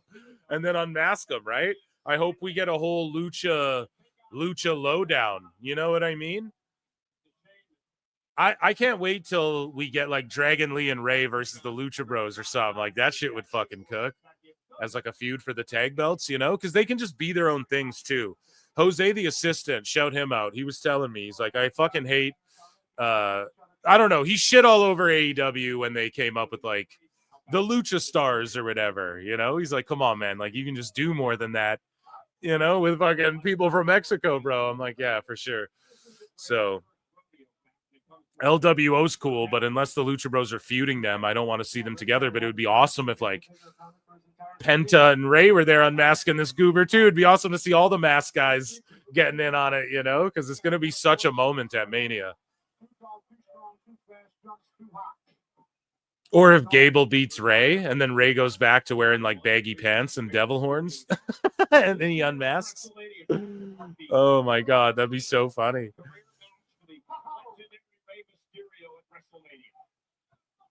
Just like that. StreamYard heard you say OBS and is like, no, don't leave. It'll be good. Yeah. I love the AI pics of Rhea. Stop gooning to Rhea.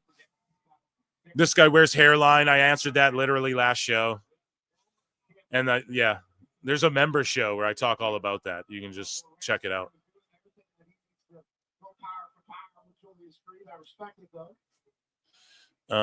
Ray reforms the Filthy Animals. Dude, that would be hilarious. Billy Kidman comes out of retirement. No, I'm just joking. But he creates like the new Filthy Animals versus the LWO. No. He can't unmask again. It was so foolish to ever do it in the first place. I thought the Creeds would have been a little further along by now. Julius in particular, I feel like he's plateauing.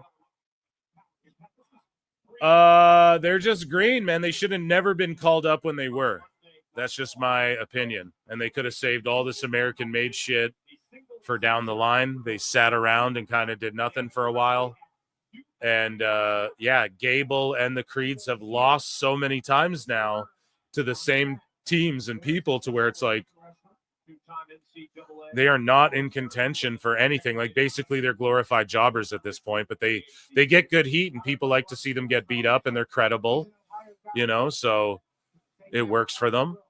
But they're gonna, hopefully what happens is they get moved to SmackDown or something, the whole group, after this Gable stuff and El Grande Americano stuff, and or he carries it over there and beefs with Rey Fenix or something.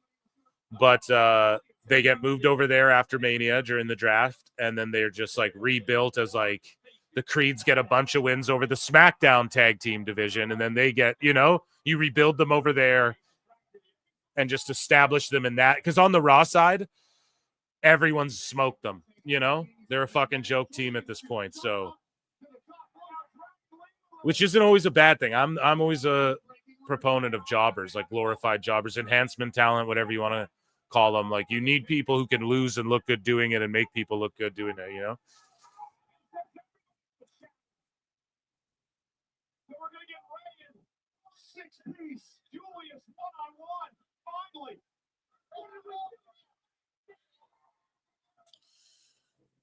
Yeah, both of the Creeds will get singles runs. So here, I'll call the action during the commercial break here. So the referee's ejecting LWO and American Made, and LWO are just walking out. They're like, we're cool. Yeah, Julius is the better of the Creed brothers. He will get a solo push eventually. He's on Tough Enough, which I don't know if that's airing yet, but I haven't watched it yet. That show's just dead. It's just a dead show, man.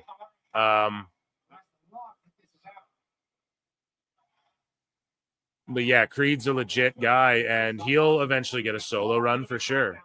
But not yet, man, you know? We got to see them have their, like, world's greatest tag team run, right? We're going to compare them to Team America or Team Angle. We got to see them have their, like, Haas Benjamin run, which is in them, you know? And I think it was going to be there in NXT, but they fucking just brought them up too quick. I called it out a long time ago. I was like, when they were brought up, everyone was blowing up the Creeds, and I was like, I just don't know, man. I think they're too green. And even now, like, or in the here's the thing, Julius is great in the single scenario. In the tag matches, sometimes it feels like they're rushing spot to spot to spot to spot, you know, especially the other Creed brother. But yeah, Julius is ripping at the mask now of Rey Mysterio. Tons of boos. There's great heat on this match. It woke the crowd up for sure. And Rey is in the Tree of Woe, getting stomped out to the midsection. This ref, who for some reason I'm unfamiliar with this guy. Am I just, for some reason, I just pooped him out of my brain? I don't recognize this dude. There's a minute left on commercial, and the crowd is chanting, "Let's go, Rey." And we've got Julius' Rey in a shoulder lock here. But Rey's on the rope, so the ref should be saying rope break or counting him. And then Rey, like, they were transitioning, but Rey was using the rope. So for like more than 10 seconds type shit. So you think the ref would be in there like, hey, let go. You know what I mean? Like, break the hold, but he didn't. He's just standing back. I don't know if this is a new ref or what. Yeah. Did they officially make it mask versus mask? No, but Rey's got to pull the mask off, right? Like, even during this match, during commercial, Julius is like going to pull Rey's mask off. And they pulled Dragon Lee's mask off. So they got to, like, expose Chad Gable, no? Dom versus Penta, mullet versus mask. Yeah, that's our fantasy mark booking here. That's what we want here at fucking PWT.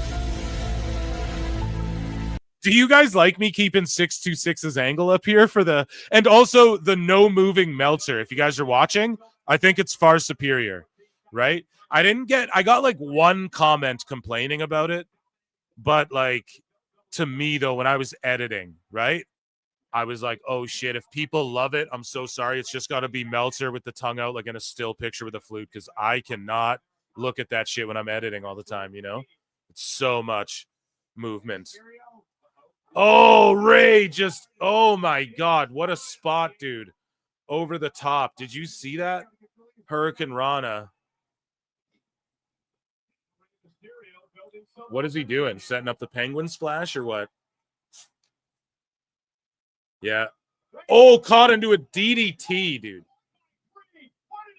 Creed caught Ray, DDT'd him, powered him up from the ground into a suplex, walking him up. See, Julius, that's the thing. People are like, oh, why Cesaro? He's fucked, dude. Cesaro went to AEW, and he's fucked because they got Julius Creed now. You know what I'm saying?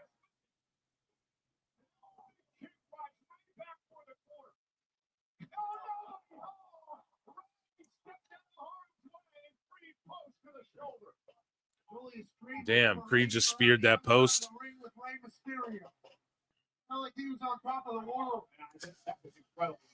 Julius Creed just did a little bit ago. Rhea instead of Meltzer. No, guys, listen, it's got to be somewhat like, I don't know how long you can keep thirst traps like that on YouTube up either, you know, before they're like, hey, now.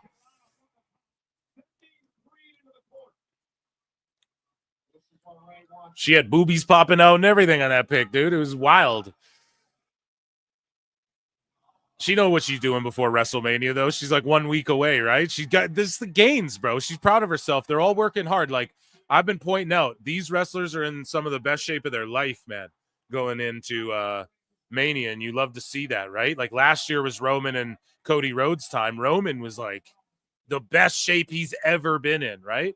So I don't know if he's going to get in that type of shape again for this year's, but best believe like Punk and everybody, you know. Kyrie's saying, look at her. She's like a whole new, she's like put on a bunch of muscle. And it's like, holy shit, man. She looks just almost like completely transformed. The hyperbolic time chamber. You know what I mean? Ray and fucking Julius here cooking.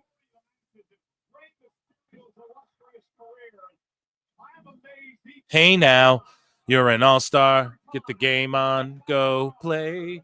All that glitters is gold.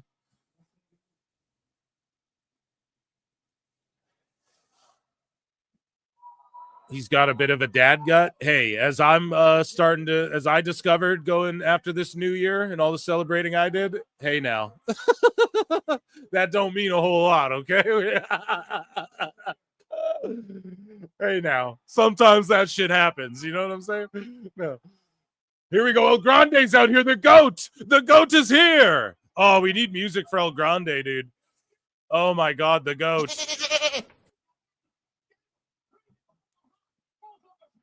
Oh, Julius almost got the W. Crowd popped huge for Grande, dude. He's the most over luchador since El Santos. I swear they did this to troll Meltzer, too. When Meltzer was like, how dare they? It's absurd. It's preposterous that Ray gets the W. It's preposterous that to say Penta's the best luchador in the world, Brian. Right? And then they do a whole thing where El Grande Americano's like, better than El Santo. Better than Mil Muertes. Mil Mascaras or whatever. Here's trolling Meltzer, I swear to God. Yeah, they have a sign I just saw that someone said, someone finally refunded me or something. So like, Terramana Tequila sucks is a sign I just saw. So there's no way the PWT Meltzer Fierce Flute sign was not allowed in there, you know? So we got to fucking... And he does the diving headbutt and the running headbutt like Peter Maivia style with the fucking plate in his mask. That's amazing. It was actually a really solid match. It was a great match. Good finish, yeah. Had good heat. The crowd was into it. The crowd's into this Gable stuff.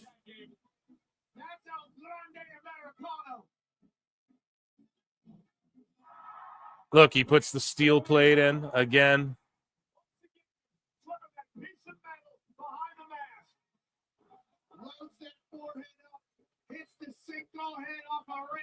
Boom, diving headbutt. Oh, man, great shit. On WrestleMania Saturday, that man, El Grande Americano. I think he just said gracias. Wants to. Gracias. Instead of thank you, he goes gracias. Yes, dude. It's amazing.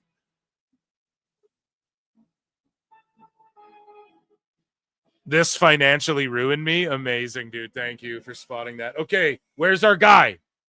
Corny shirt.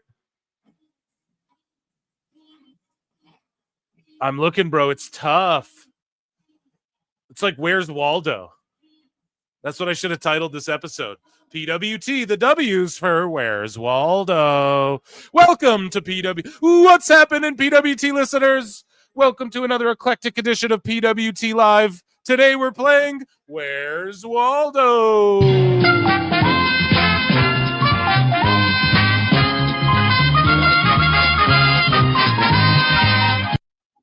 They took the signs, gang. No! No! The whole row. No! Oh, we got sniped. WWE listens to PWT and swatted with their security, right? Not actually, this is jokes. With their own security, swatted 626. Confirmed. No. WWE fears flutes confirmed. Oh my God. No. It's okay. It is what it is. You're such a legend, 626.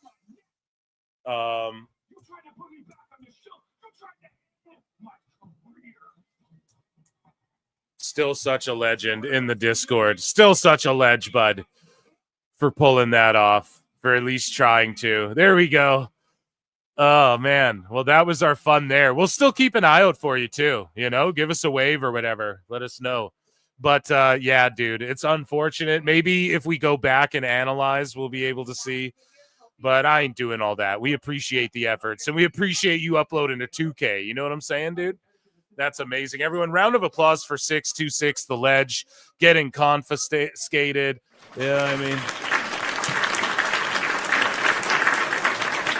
Imagine Hunter sees the signs in the back and he's like, Meltzer flutes. He Googles it. Go on to Google and type up like Dave Meltzer cringe or whatever. My thumbnails and shit pop up. It's hilarious. That'd be so funny if he looked that up and then that shit comes up, man. Oh my God. Jackie interviewing the Boo Day here. Bruce Pritchard in the chat confirmed. Who's going to take that sign to AEW show? Yeah. Who's around where AEW's at next? Let's go. We're going to get this going, man. Now we know WWE's in chat. PWT will come back stronger. Yes, we will only multiply. We only grow stronger. Oh, man. No. We still love Triple H. It's not damn him, okay? It's there. I don't know. Like in our chat, we were just pointing out some of the funny signs. So maybe they are listening and they're like, oh shit, we got to clear everyone. We got to start clearing rows. Everyone broke out the fakes. Because what people do now, they know how to hide people's signs and shit, you know? Or pardon me, people know how to hide their own signs to get them in. Like you just sneak it in between two other ones or whatever, however you do it, right? Not some. It's total. Wireless. And this is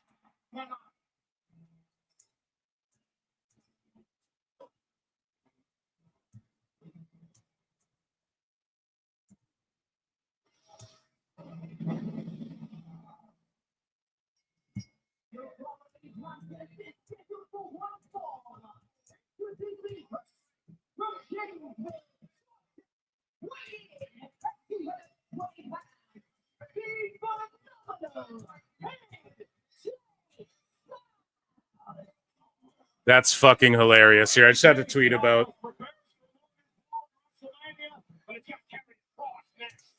that fucking whole situation. That is amazing. Amazing. Okay, we got AJ coming out to his good theme. It's not cringe emo styles, right? AJ versus Paul's going to steal the show. I fucking agree. Ari Emanuel listens to beat up Deegan. Oh, man. Super funny. 82 likes. There's like well over 300 people watching the show tonight. So if we can't even make our way from X, joining us now on the show, Chris Jericho. I look and see it's not just me. So many others have stood where I stand. We are the young, so raise your hand. They call us problem child. We spent our lives on trial. We walk an endless mile. We are the youth gone wild. We stand and we won't fall. We're one and one for all. The writing's on the wall. We are the youth gone wild. Let it get wild. Yay!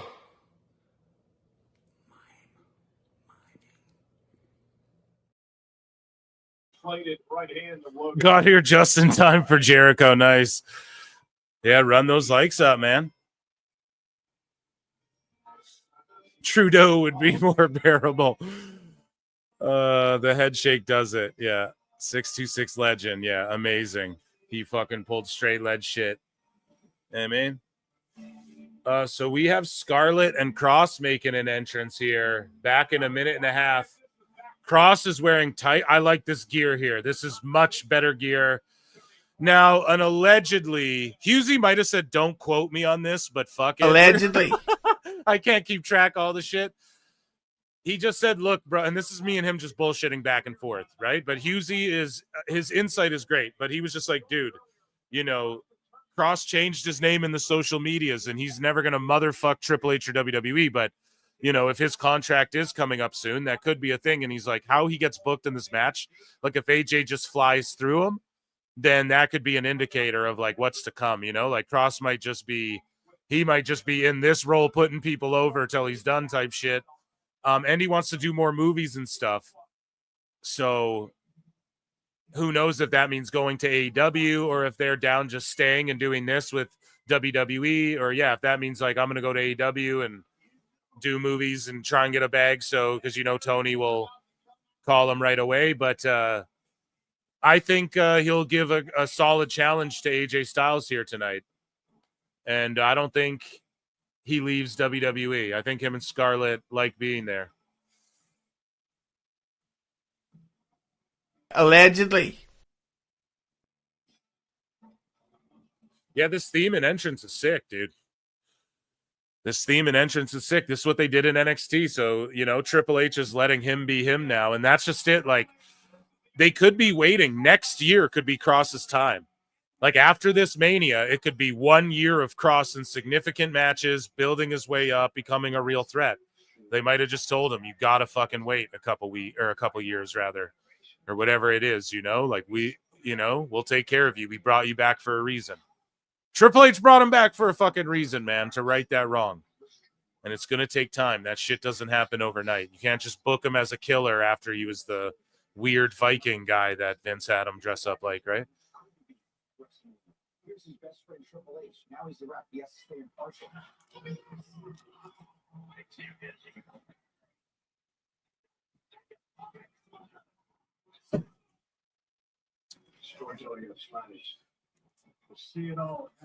Yeah, so they're going over the Undertaker.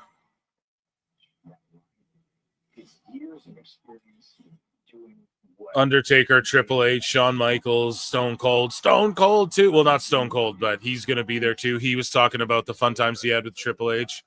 They're all going to reunite, and it feels so good.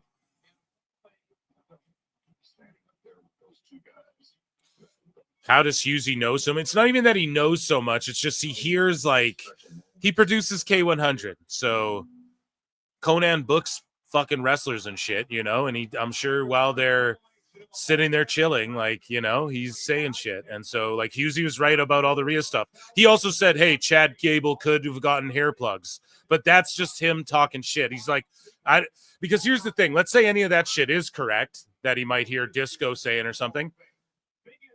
People like them would prefer a motherfucker like me talks about it than a dirt sheet who tries to like charge you $14.99 and make news out of it. I'll make a joke and you can throw me 99 cents. You know, you can fucking become a member or something, or just hit the like button, and I'll fucking and we'll have fun with it, and we'll speculate and weigh all the options and be objective about it, So that's all it is, right? But he's right about obscure things where you're like, how the fuck could he have known that Rhea, Io, Bailey shit? But that's just because, come on, you put it together. He works with wrestlers in the wrestling space and stuff like that. So works in and around them, overhears conversations, just that sort of thing. So, but yeah, he's one of my favorite guys too. I know some people get he goes hard on the jokes, but that's what it's all about at the end of the day. It's just fucking, we got to laugh, Why sit there and pout about everything? Especially when it's wrestling, right? Just make it fun, make it funny. He's one of my favorite buds behind the scenes too. And yeah, I'm trying to convince that dude to stream more, and hopefully really soon for a big event that may or may not be coming up this week, hopefully if Irish time permits.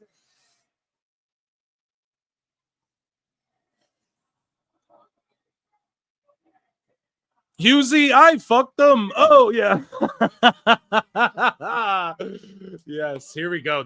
I'm excited for this match. See, the sickos and the wackos are like, oh shit, Cross and Styles. Let's fucking go, bud.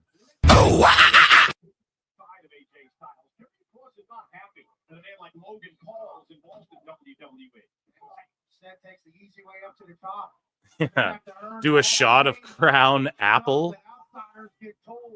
Whenever they come to the WWE, Eric Cross said that AJ Styles is representing for not only him but the entire industry. He usually shows amazing restraint by not saying the C word every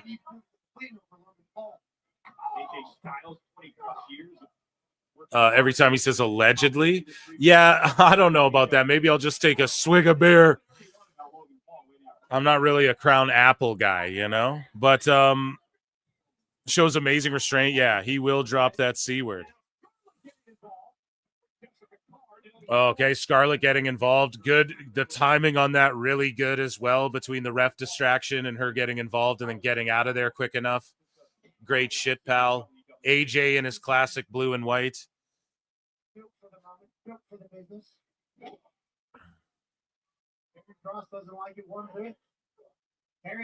Oh, yes. Oh.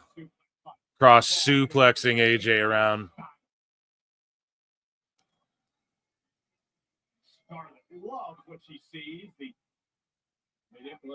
Yeah, and I'm down with Scarlett just being a fucking manager. We don't need her to do in-ring shit. Sometimes that house shows is cool. And then if you do need her to, she's there to do it,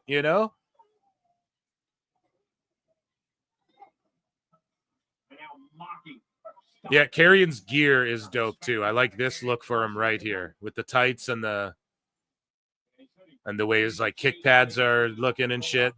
I like this.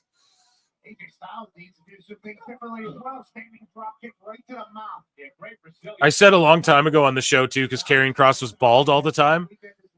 And I was like, man, this guy's 6'4", jacked. His wife's hot as shit. And he can grow his hair out, but chooses to keep it bald. What an asshole. No, I got all my hair, so I can't fucking talk shit. But that's a joke for someone who's bald to make. But no, it's actually, I stole that from Chael Sonnen, and he made that joke about GSP, because GSP was always bald, and then when he retired, he had nice highlights in his hair and shit and grew his hair out. Dude, there's a guy dressed in who is that, Santi Zapp in a fucking Prime costume? What's going on? Who is that guy? Guy showed up in a fucking Prime suit. I wonder if they have to pat that down, if they have to go underneath and see what's in there. Oh shit, look out, 626, they're right in front of you.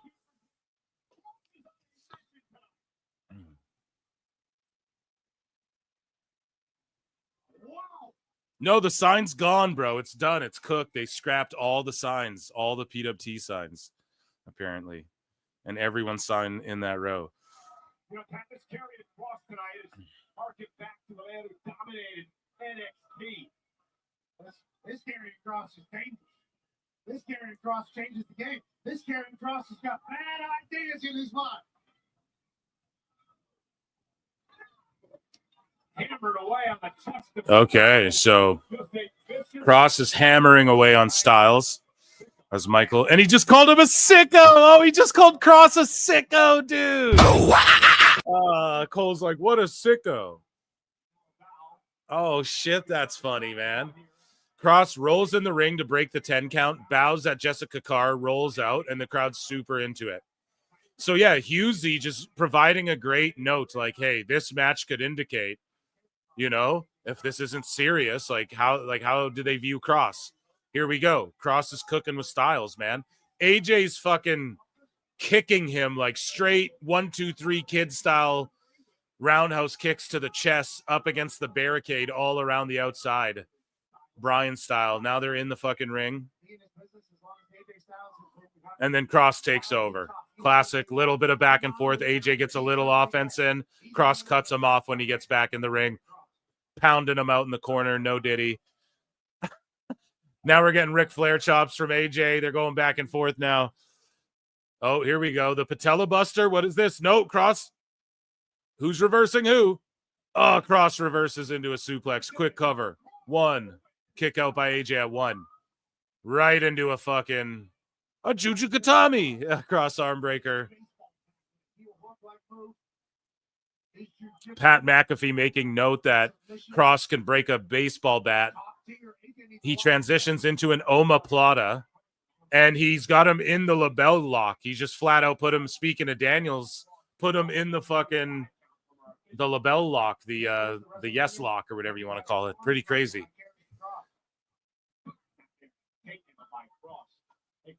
Here we go. And then just a quick snap mirror, and then now he's got AJ in like a double chin lock, sort of. He's got a gable grip with his hands. I believe that's called a gable grip. Yes, it is.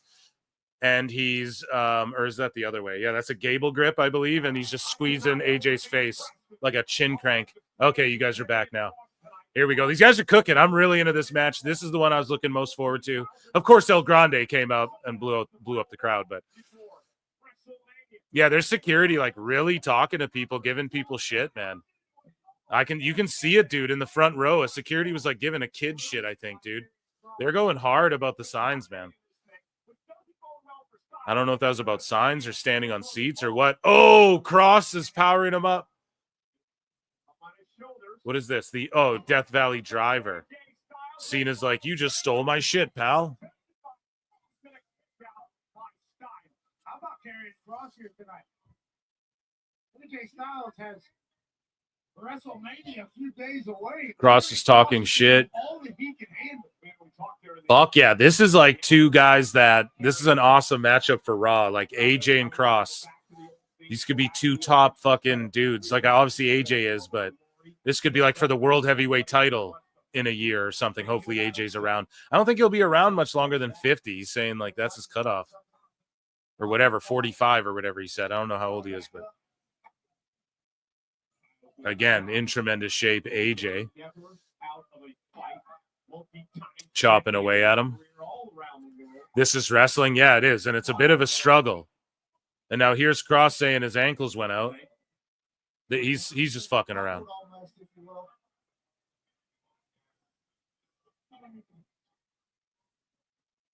I think Cross may have twisted his ankle.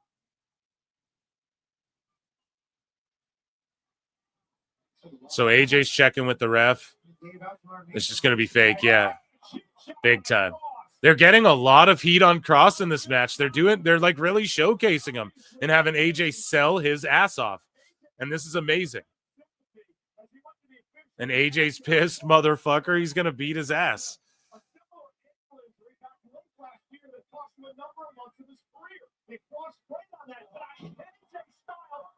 Here we go. Here's the big comeback now. Boom, boom, boom. The backhand, big lariat. Boom, big forearm. Yeah, now AJ's just going to snap and beat him. And that's how it should be, you know? And then we have Cross looking way better. Then you have AJ with a credible win, but facing some adversity before Mania. Oh, he slips out. Cross slips out DDT. Oh, shit. Here we go. This is wrestling. Oh, he's going to hit him with the hidden blade, bruv.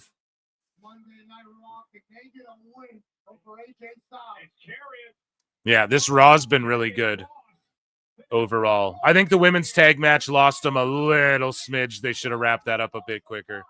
Oh! There's the Samoan driver patella, but I don't know what you call that. The Samoan driver into the knee. AJ's knee's hurting. That's why you don't do that move.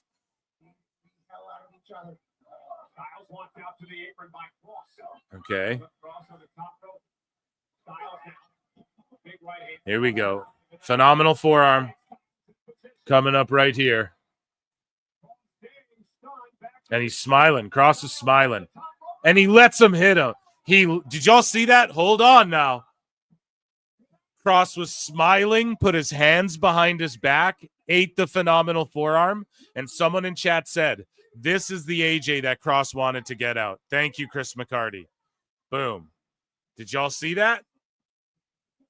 Cross smiled, put his hands behind his back, and ate the forearm. AJ pins him. And whatever this story is, it's almost like, dude, I let you beat me. Or like, didn't that feel good? Da-da-da-da-da. And then after Mania, we get some Cross AJ action because Logan's not going to be there all the time. So after Mania, we get some Cross AJ action going into Bad Blood, going into whatever. Cross gets his win back. There's a trilogy down the line. You know what I mean? Maybe we get them in a cage down the line. Maybe at Mania. Because AJ, I think Logan's winning at Mania. Maybe Cross fucks AJ. And just goes, yeah, that's what happens when you, like, at SmackDown or some shit, you can be like, doesn't that feel good? Oh, you don't want to join me or you don't want to accept what I'm saying? Da-da-da. I'll fuck you over at Mania. We continue. Logan gets his win, you know? Da-da-da. There's many routes to go with that. And that was kind of cool. Kind of dumb, but kind of cool. Wouldn't be the first time someone just dropped their hands and was like, hit me in a fight, you know? Maybe Cross helps AJ. Ooh, cooking. Here, Logan's getting huge heat. I like that, though, Georgie Porgy. Grandpapa. I like that one. Where's the X-Files?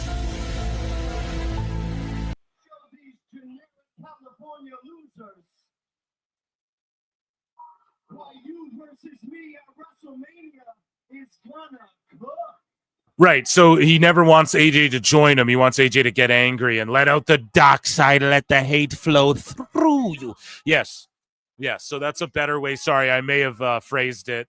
Join the heels, rather, like join the dark side, you know? But yes, Cross is going to help AJ. That would cook. That would take me off guard, so I'm not expecting that. Way to ruin it. Logan's promo's horrible. Disagree.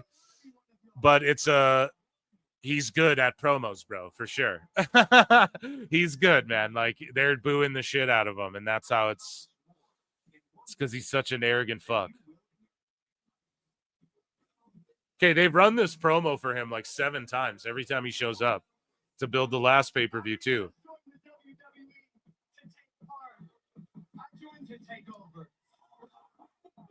There was an earthquake earlier today in California, praying for everyone. I think those happen a lot, though, don't they? Hopefully it was all good and everyone's okay if you're in Cali. California. Super cool to the homeless. California. No. Super cool to the homeless.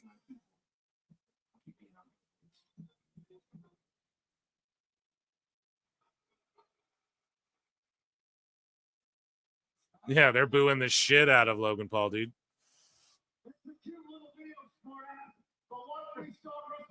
Yeah, check in, bro, with your fams if you got them over there. You know? I'm sure you'd have heard something, though, you know? If it was, like, anything out of the ordinary, you know, or anything too insane, like, at least on their part, right? But, yeah, check in, bro. Okay, yeah, now Cross is jumping him. See, there's going to be heat, man. There's going to be heat, like, after, because Logan ain't going to be around all the time, so AJ needs someone to feud after this. Oh, looking to hit is like, oh, the stinger, the Scorpion Death Drop, bro. A snap stinger fucking drop, dude. That was sick. Usually he does the backflip into that, but, oh, Logan with the right hand, and now he's going to do his crazy-ass finisher that he can't hit on everyone, but guys like AJ make it look so good. This finisher's so cool from Logan. But, like, you can't hit that on everybody. I want to see him hit that on Bronson Reed. Ain't going to happen. Unless maybe I'm like underestimating Logan's like, you know, like his ability to power people up, but that's why he's got that right hand punch too, you know, in his back pocket. So an innovative move too that I don't recall anybody really doing that before him. So and he knows it, and he'll tell you about it. Logan Paul. And AJ makes it look like $1 billion when he hits it. So WrestleMania.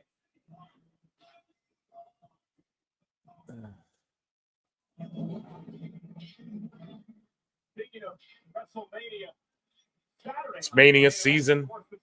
It's Mania season. If the Rizzler didn't pull me down for it, I'd fucking play that song again.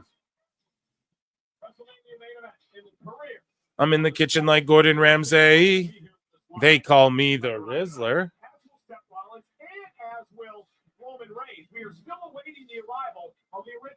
Okay, we're waiting for the OTC. Granted CM Punk's favor a couple of weeks ago. Let's hate it in for Reigns tonight.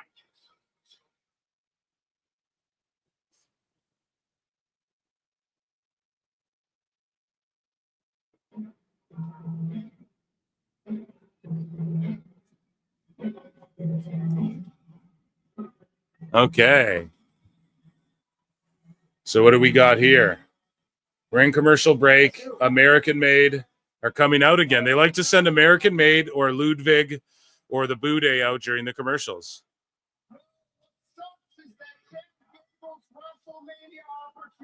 So Gable is getting "You Suck" chants. Meanwhile, El Grande Americano's getting cheered.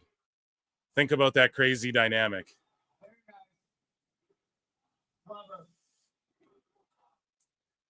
Listen. Fortunately, I'm man enough to be happy for a young up-and-comer to replace me at WrestleMania. And that who I'm talking about is none other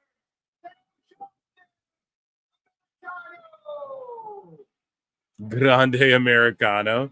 And they want to cheer him. Single-handedly took them out. I'm in the kitchen like Gordon Ramsay. They call me the Rizzler. That song's so funny.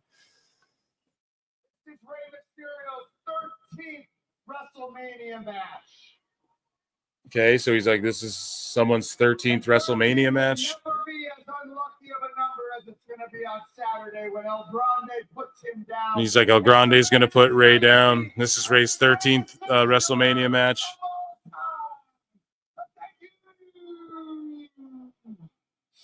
¿Dónde está el biblioteca? Encino Man.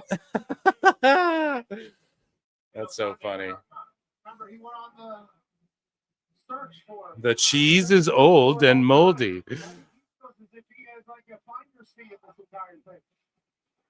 Jack Gable very supportive of El Grande Americano.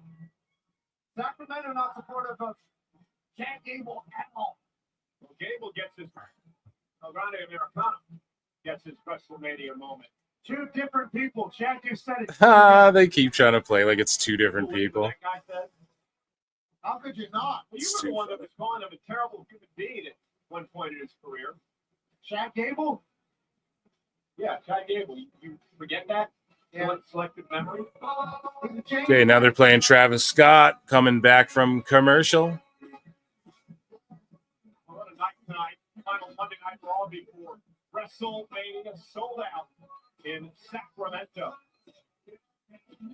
Can you imagine Roman, Punk, and Rollins going to be in the same ring tonight? It's going to be volcanic.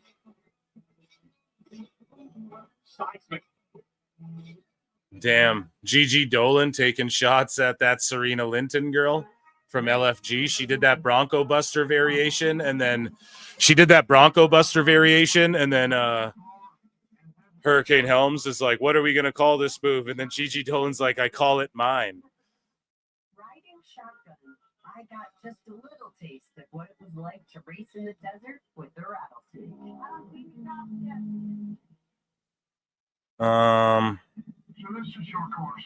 They're playing a preview for Stone Cold and Stephanie's Places.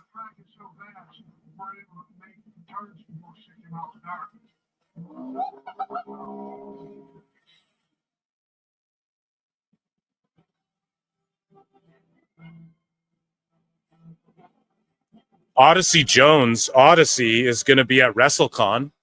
So that's kind of crazy. That's a crazy one. Stephanie's Places.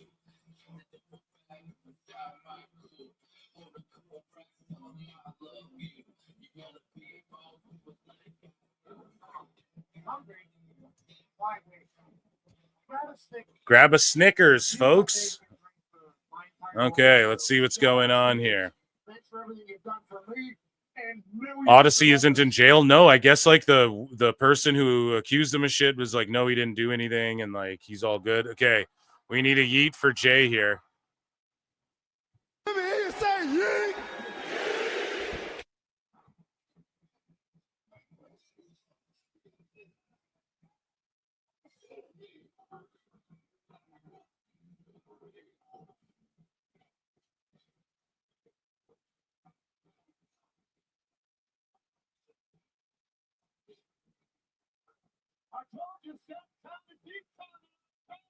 It certainly is. You gotta wonder what Jey Uso thought about. Hey, it's Yeetamania. We're yeeting all over the fucking place here in Sacramento.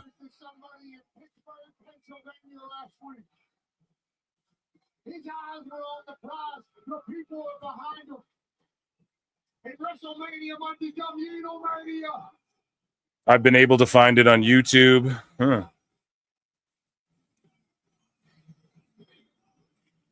Something changed inside this man last week. 2 weeks ago, his brother Jimmy let the police mess with the hands of country. Last week, Pat, Jay's going to ring. He got the face of country. And he showed no fear. Me oos. Day one-ish. It's a yeet party. Everybody yeeting. Yeet losing to Gunther. A lot of people are saying that, you know? It's 50-50, man. Could go either way. Could go either way.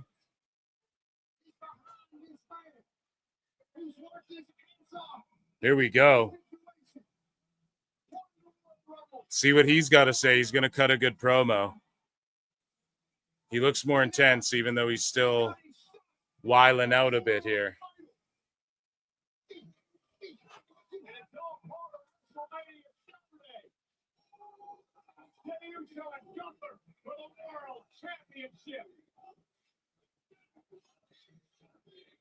Oh, yeah, boy, you're killing.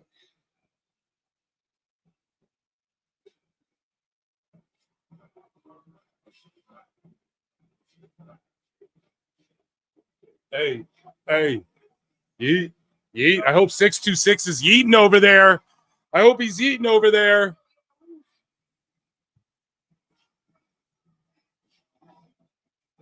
I can't yeet till after I put my kids to sleep. Yeah, definitely don't do that. Take it in, Jim.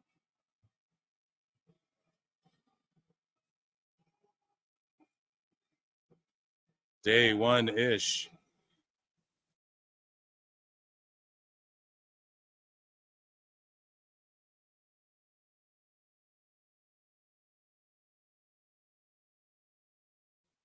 Yeet, yeet, yeet. What are you?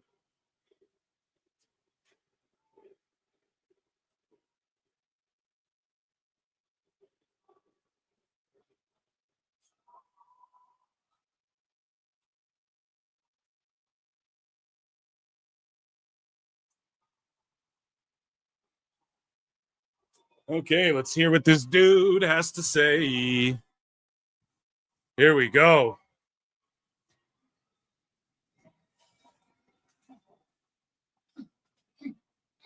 Tapping up Pat.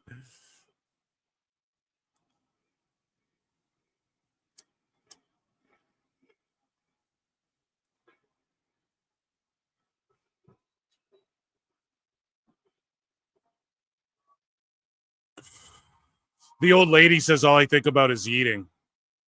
That's all right. That could be a really good thing, bro. Yeet's okay, but not flutes is crazy. Yeah, that is crazy.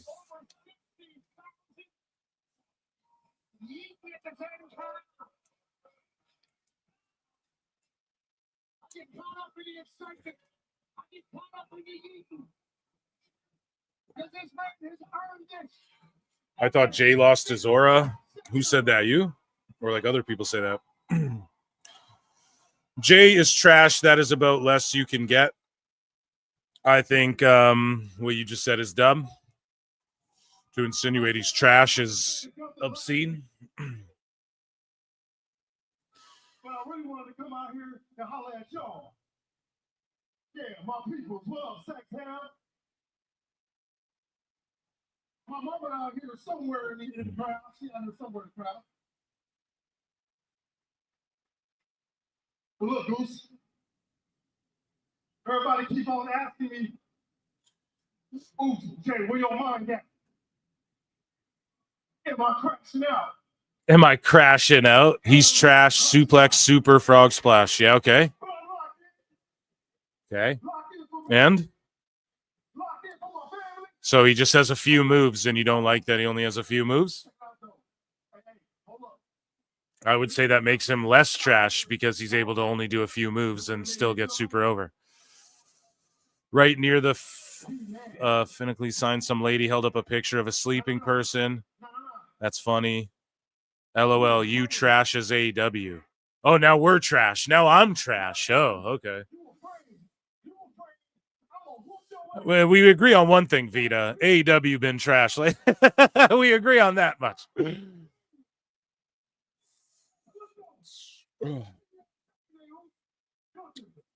See you on Saturday, Oos. Gunther, I'm going to get you, cuz. I don't know. They shouldn't have seen each other. They shouldn't have been in the same ring when Jay instilled fear in Gunther. Yeah, it's just his charisma. His in-ring isn't the absolute best, but it's passable at a high level. Compare him to some of the shit you see in other feds and just make the decision for yourself. Is he at a high level or no? I say he is. Hulk Hogan. Well, Hulk Hogan could wrestle well as well, like physically, the physicality aspect. He could really go. But, yeah, I don't know.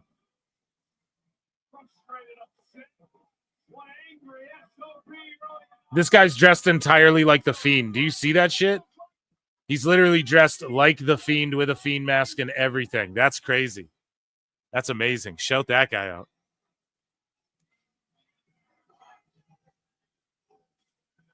Yeah, do the moves you can do. I love this. I say do the moves you can do so you can work day in and day out. Exactly. You see this on the indies. Like, watch a Matthew Gregg botchamania. They're the funniest things, man.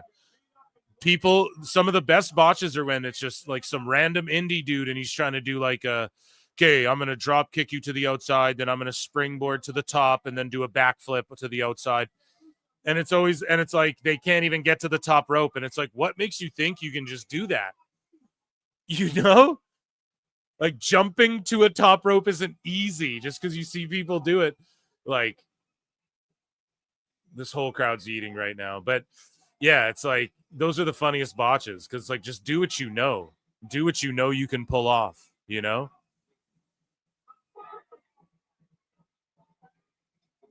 Dude isn't a pro. He's as professional as it gets. Yeah, I'm not sure. I think, I don't know. I think maybe you're just being salacious. I think maybe you're blinded by the whole Yeet situation like a lot of people are. But, yeah, he's obviously a pro. He's a pro wrestler. One of the most popular professional wrestlers in the world. So he absolutely is a pro.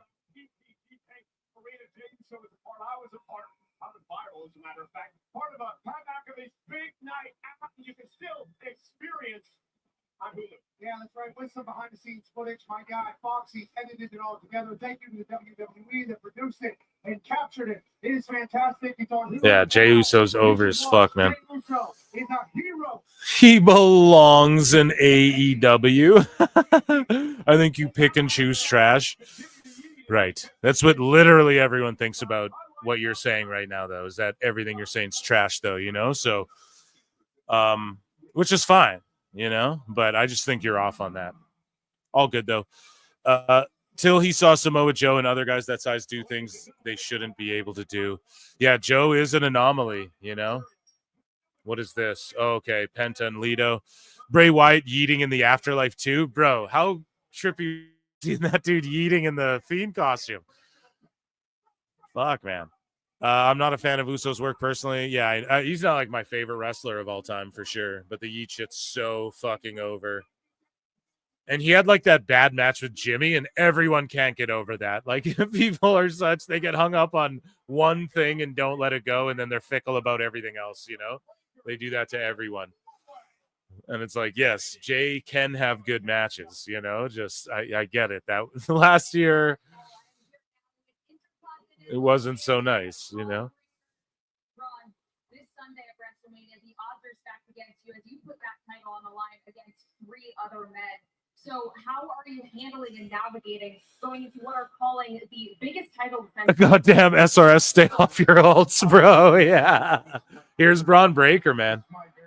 Oh, God. Kathy, get out of the way. Kathy Kelly getting jumped by the Judgment Day, dude. Kathy Kelly almost getting hit.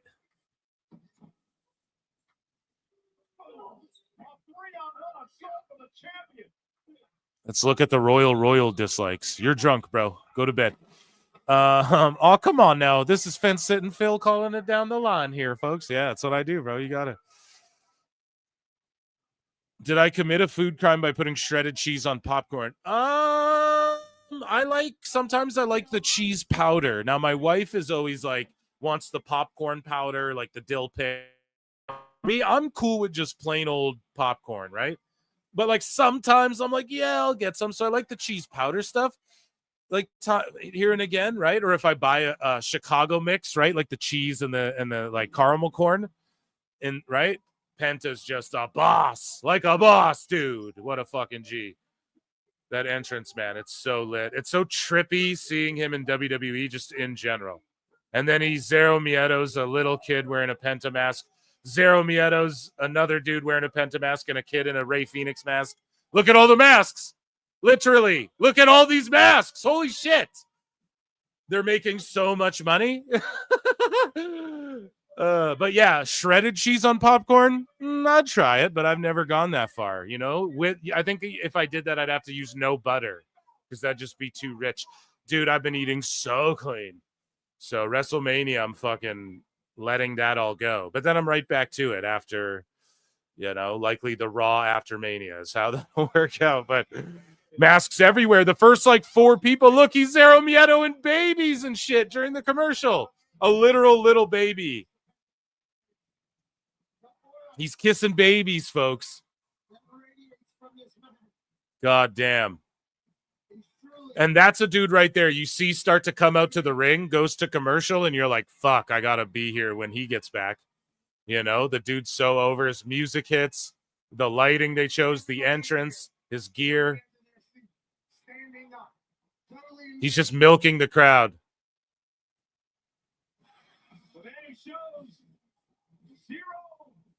Hell yeah. But yeah, when he walked in, literally the first 2 people that are there are wearing, the first 3 rather, are wearing a Penta mask, and a Rey Fenix mask. The first 3 people. He goes down, there's 2 more people with Penta masks. The other side, another guy with a mask. Holy shit. You know, he's making all the monies, dude. Lucha Bros was a big merch fumble for AEW. That they were. George, what about hologram? You fucking mark! Oh my God, you mean those raincoat hoods?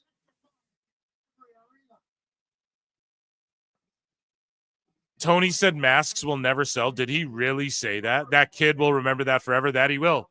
When I was a kid, Rey Mysterio ran around the thing and high-fived me. And I will never fucking forget that shit, you know? Like, I will never forget that. Even as an adult, too. Like, I dapped up Roman. He was super cool. And, like, roughed me up. I told the story. He, like, grabbed me because I don't know. He just, like, grabbed me by my shirt and, like, roughed me up and was like, yeah. Shook my hand after and was like, thank you, bro. He said thank you to me. And I was like, right on, you know? And I don't know. I was probably just going wild. He was doing, like, table spots against Braun Strowman on house shows. I was like, bro, thank you. I was like, thank you, fucking. Like, you don't gotta be doing table. I think he like did a steel stairs spot too with Braun on a fucking house show. I was like, what? Oh, dude, look at the drone. And then the dude's hand went over the camera. Did y'all see the drone in? Look at the drone behind Finn. It actually like kind of makes it look cool. You know, I don't know. That made his entrance look kind of cool with that fucking drone flying around him. That was sick. They didn't even cut to that shot. Yeah, Finn permanently in ridiculous shape. I know. I legit, he's a dude where you just see the way he talks about shit, and it's like, that's how you have to be. Like, I had a pasta dish with chicken the other day. My wife made it, but I had zucchini noodles even. Like, I'm going hard, man. I've been fucking right on. Here's one thing, though. Had a Diet Coke. Got a Diet Coke from McDonald's. A big one. Lots of ice. Had a Diet Coke, you know? Had to do it. But that's okay, right? You can't stress about the shit, or it's difficult. God damn, we got a lot to go over this weekend. I'm excited, man. It's Mania week, and the weather's nice. It's been a little rainy, but yeah, we're doing the damn thing.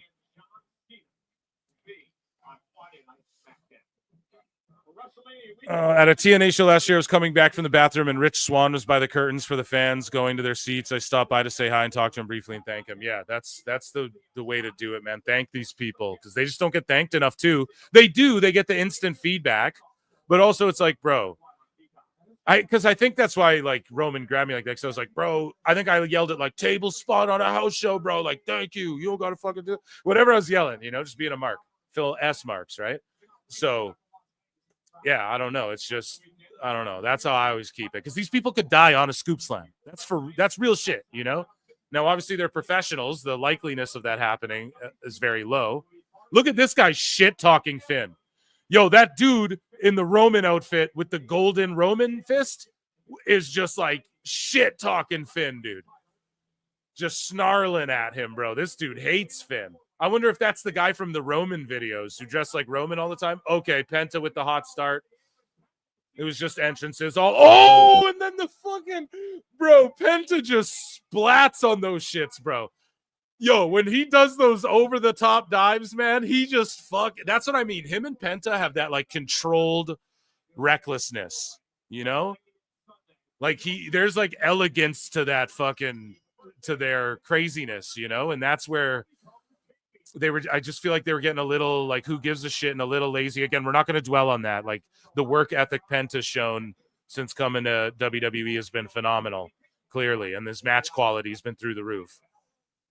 But, like, at the end there, when we were looking at the highlights of him and Cassidy just trading destroyers, it's like Cassidy says it. He's from Chikara or whatever. He was in PWG or whatever the fuck, Chikara or whatever that goofy fed was under a mask. And he was the fire ant or whatever. So he's like, can I do 7 destroyers? And Penta's like, yeah, sure. I don't get used anyways. If that's how I get on TV, Tony Khan, sure. This is your fucking pet mascot guy. Sure, yes. Let's do 12 destroyers then, I guess. But you see Penta now, and he's rejuvenated. Same with Ray. He doesn't do the, I'm going to twist your arm, then do my rope walk, and jump all over the ropes, and you should slap me down. He fucking does it during his entrance. Boom. And then if he does it in a match a little bit, when he does pull it out at like a Mania, it'll hit way harder. You know? 626 goes, yo, 626 the GOAT, man. The fucking ledge pops in and goes, Penta's just a little over Allegedly. Here. Are you sure about that? No, dude. He's fucking over like Rover over there. And what a ledge taps in.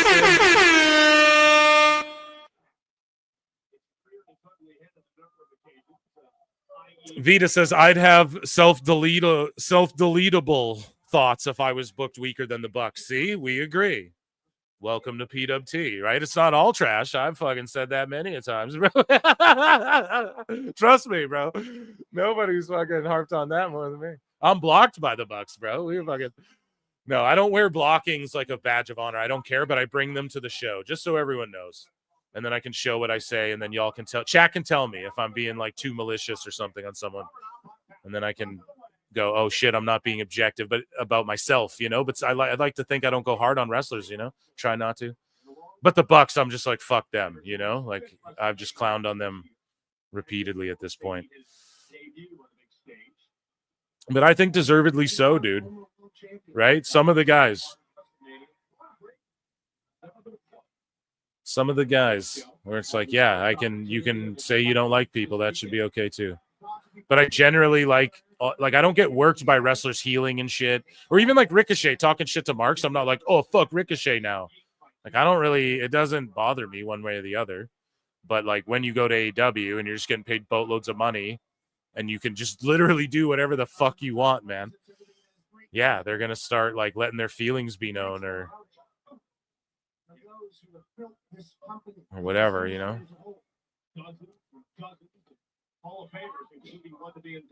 And I'm going to react to the shit. Yeah, Finn's just working the crowd. They got a slowed down pace here, stomping out Penta. Can't have him flipping around. Finn, one of the all-time greats, I think, of wrestling, bro. Like, first Universal Champ, okay. I always felt weird about that, personally. But just, again, too sweet, baby. Let's fucking go. But, yeah, just one of the all-time greats, man. Like, a great heel when he needs to be. When he's a baby face, he's super over. Oh, that's like his finisher, that Eye of the Hurricane or whatever the fuck that. I think Hurricane used to do that move. It's called the Eye of the Hurricane, no? He'd go like reverse DDT, then like drop the elbow or whatever. 92 likes. Holy shit. Yeah, there's 310 people watching. If you guys are on X, consider coming over to YouTube. Hit like, hit dislike, subscribe. I'm on 2 channels on YouTube. The replay gets uploaded to the secondary channel. There's not as many of you over there, but consider coming over to the Clips channel, which is the main channel, okay, with all the subs there. We're almost at 2,000 on the Times channel, and we're at like 65, 63, 64, 65. I'm so sorry. I don't know because it's going so fast, and thank you all. Round of applause for the PWT University and here with me. Road to WrestleMania. Big Show did it also, right? Big Show would drape the leg, and then he stopped draping the leg for a bit, and then he started doing it with the arm, or vice versa. Like, he'd do it with the arm, and then you guys know what I'm saying? Or maybe he did both, but he would also drape the leg from that position, which was a cool move too, actually. But yes, that's what it was, the Eye of the Hurricane.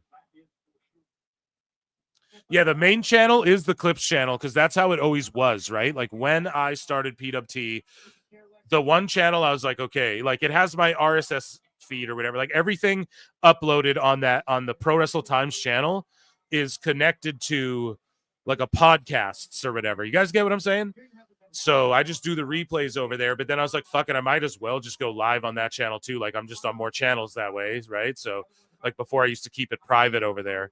And then the Clips channel's like where if you guys scroll back, like I'll upload random shit and random edits I do or clips of Patreon videos or whatever, you know?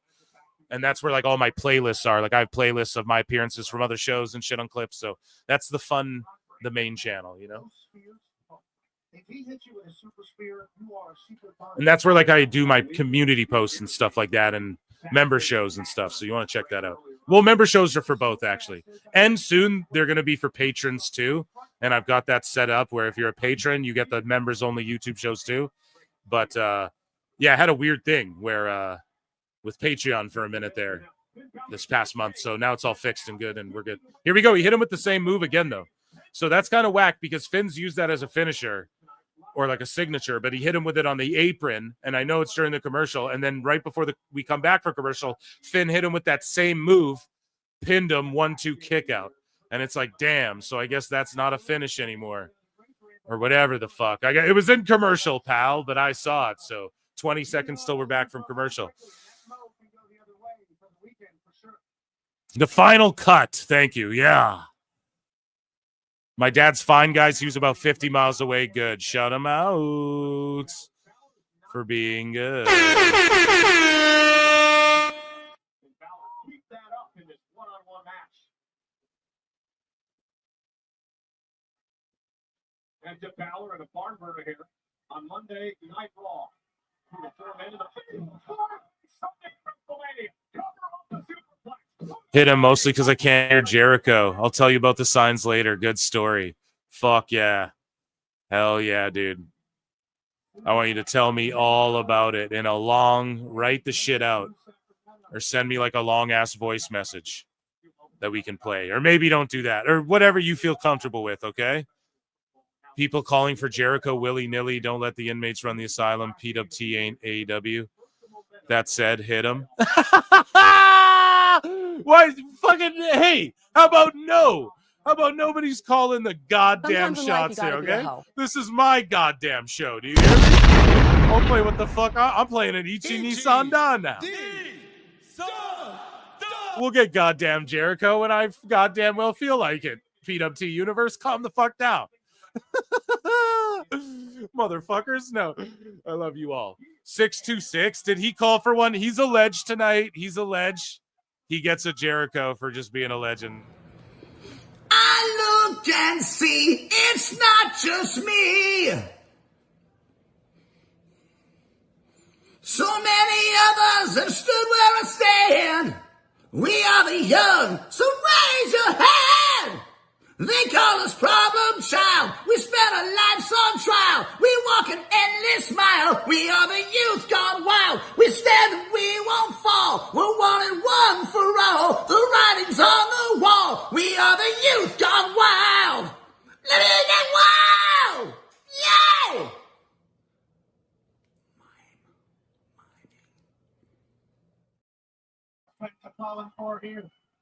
Awesome. I needed to choose some spinach.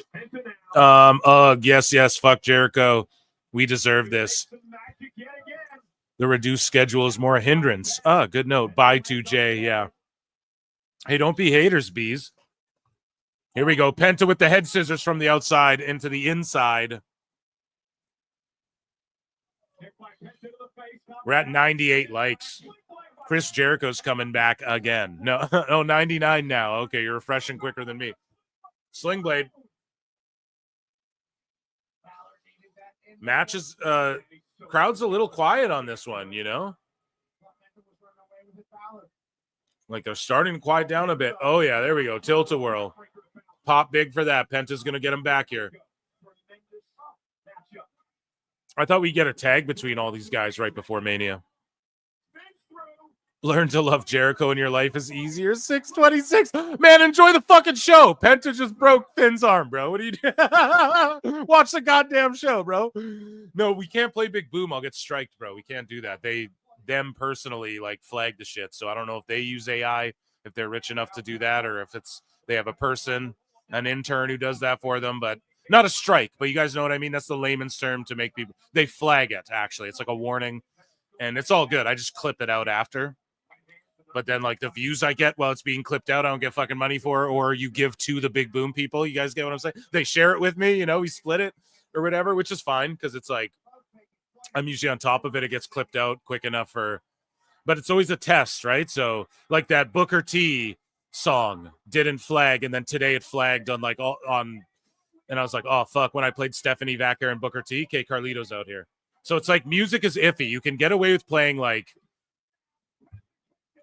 2 seconds sometimes, but it just depends what it is, you know? So it's tough. Like the Friends thing. I brought the Friends for AEW news, and it was all good. I think that worked for like 2-3 shows, maybe. 2 shows, and then they flagged the shit. It got flagged like every time it went down, and like they hit me every time for that. The dogs are barking. Ho, ho, ho, ho.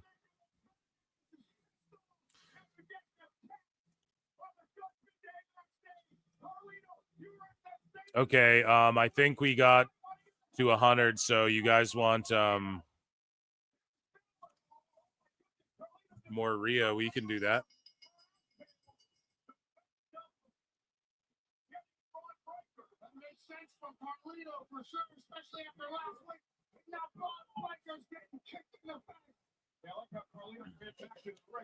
Yeah. So we know who the heels are going into this match. We know who the fucking baby faces are. Oh, a double spear. Awesome.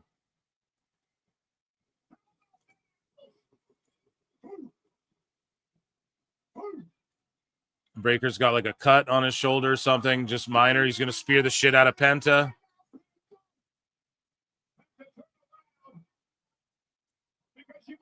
Penta's going to destroy him. Kicked him. Super kick. Super kick. Oh. Head scissors out of the ring.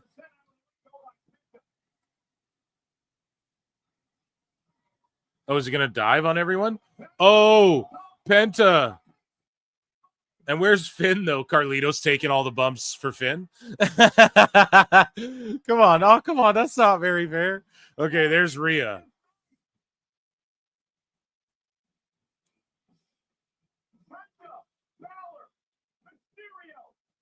Here, I'll tell you what I get, George, because mine's the official live counter here. Because for some, I'm at 99. So something's 99 red balloons floating in the summer sky. Floating on the summer sky. Sky, EO Sky is on the screen. I swear it says 100. Yeah, Fabio, don't worry. It's it's YouTube. YouTube's gonna YouTube, right? So for instance, when I have a video that's doing really good, I know because I'll look at the numbers and let's say it has like 2.5 thousand views, but then I go into the studio and it's like 3.2 thousand views, and I go, okay, we ran them up so quick. Just takes a second. So we're trusting your 100. I trust it, okay? I played Jericho again, so we're at 100. There you go, George. Thank you. Because I was at 99 Zisnuf Balloon. How do you say that again? How does that song go? 99 is Snuff Balloon. I know Moose Knuckle knows this.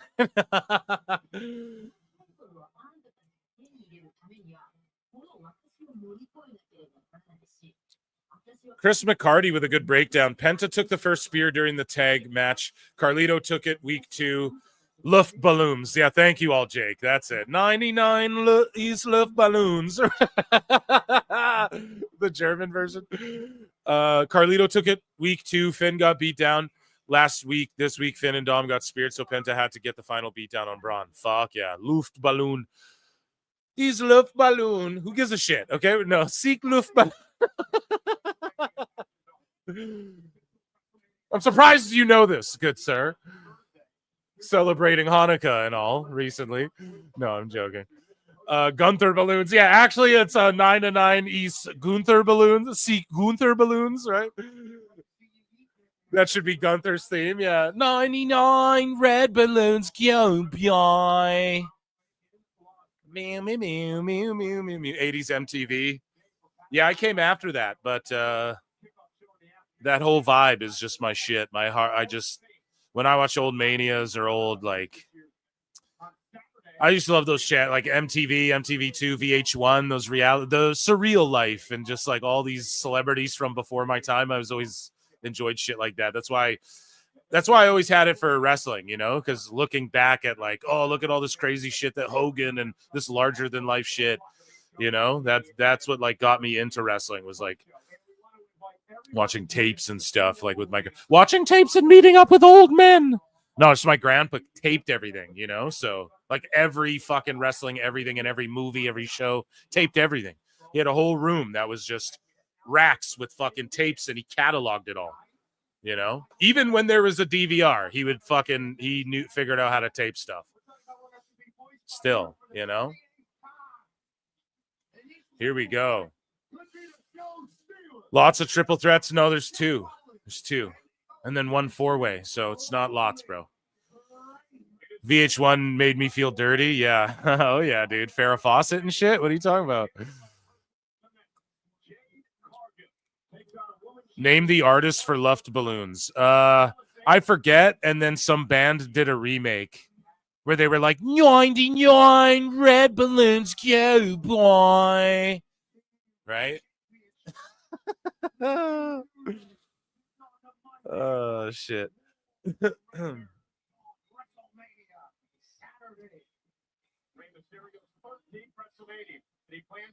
Vanilla Ice and Ron Jeremy becoming boys. Yeah, bro, that shit was legendary, dude. Vanilla Ice freaking out and trashing sets and shit. Sounds like a question for pop-up video. Pop-up video. Fucking amazing. Come on now, man. Come on now, man.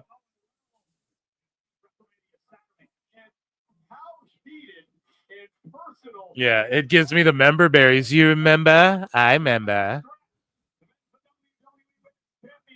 Goldfinger did the cover. I love gold. No, that's Gold member. World Heavyweight Championship. Gunther, who has seemingly been flustered the last couple of weeks. I don't know about you guys, but I had Netflix glitch out a couple times on me this show. I don't know if it happened to anybody else, but is that because we have 3 million people from India watching now? Or is that a thing that anyone's talking about? Like India jumped in on this thing. I expect that number to go way up, no?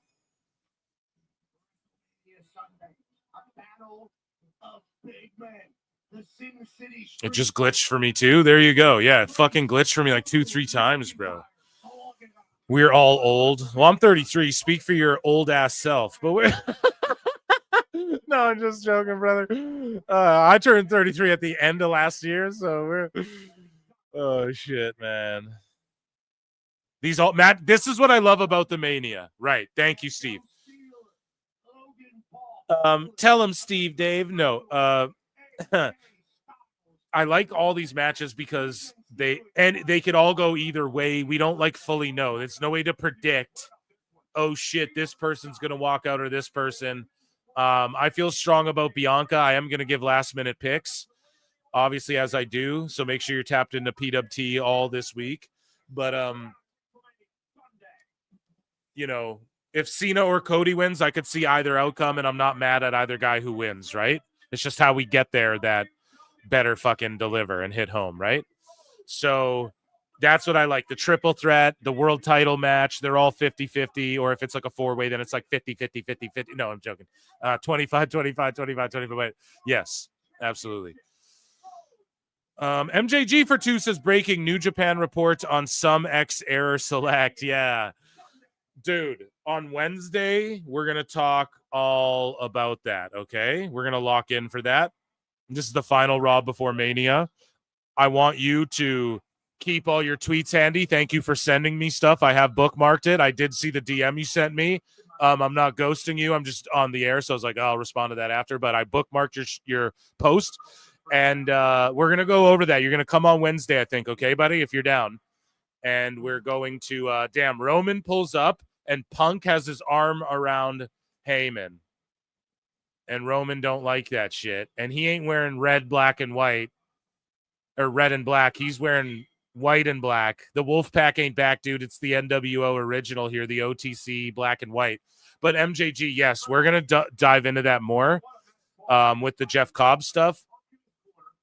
And I have some thoughts and some shit on that too, because I've been chronicling that. I called it a long time ago. I said NJPW is going to... Well, we've DM'd about it. You already know, and I've covered it on the show ad nauseum.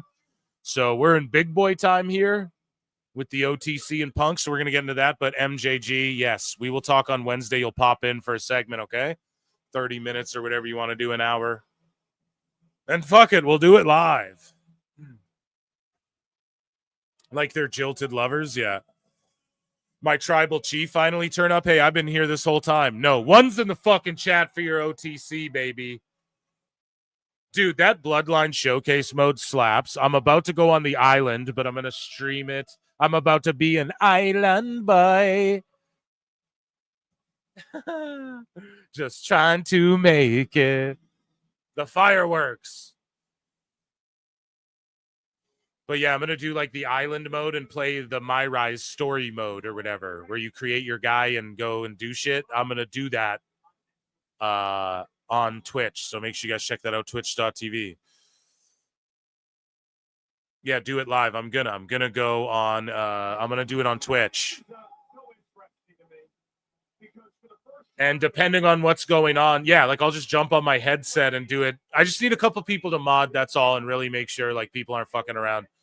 I know that there's some vernacular they don't like on Twitch and they're strict about, and I know that Plinian and like that's the thing. I don't know if I'll be able to be like playing the best guys, Tony Khan. Like they're harsh about strikes and shit. But I'm going over all that and learning the ropes. It's just a whole new thing I got to learn. A whole new world. Don't you dare close your eyes, Jamona. So yeah, but for the time being, I'll just get a couple mods in there, and I'm just gonna stream my gaming and just not go too seriously. And if my shit starts blowing up, then that's what happens. You know, we'll just have to put the work in and figure it all out as we go. So Twitches get stitches or something. Yeah. We can definitely do the plenty, and I ain't worried, brother. I got you got my back on this shit. How can I be worried? So you're going to be kissing your brother then, Phil? Oh, come on now. Dunn did what now? I'm talking about. Oh, come on now, Eric. To say, not that there's anything wrong if you're gay, but maybe there's something wrong if you're incestuous. Okay? Blue chews aren't intended for that, Eric. Okay? Oh, come on. I'm not here for that. I do like a healthy AEW, but a healthy sex life with my brother is something that I do not condone. And and if you need help talking, and head to Save with Conrad, and you can sign up for BetterHelp, and we'll get you a live doctor, right? No talking to bots. It's like a self-deletion hotline, but for the internet. Oh my God. Sorry, guys. I crack myself up and ruin my own bits sometimes. I'm Jimmy Fallon. What can I say? No.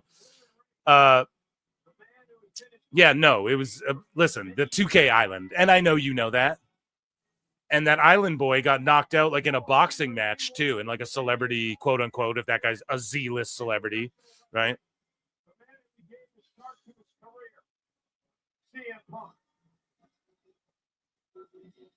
Come on, Eric. That's not very fair. I'm here for it. Chat me up about Darkwing Duck. Darkwing Duck. When there's trouble, you call DW. Darkwing Duck. Yeah, that was my shit, dude. If I had the monies and I could pitch to Disney, it would be, I have two ideas. One I'll never say unless I had the opportunity. One would be Darkwing Duck. You know?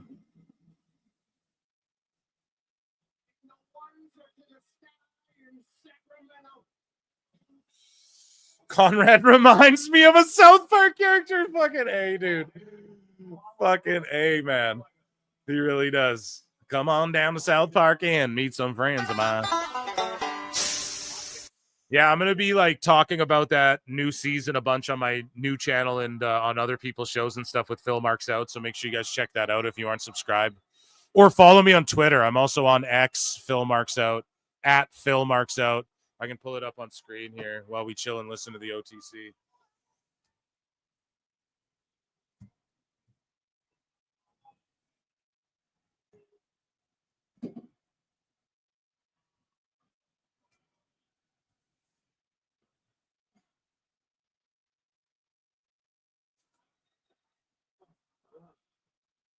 So yeah, go and follow me here on X as well if you guys want to hear me talk about shit other than pro wrestling and shit. You know what I mean?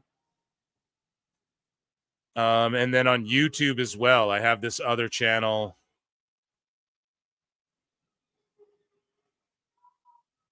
Here you guys can check out as well.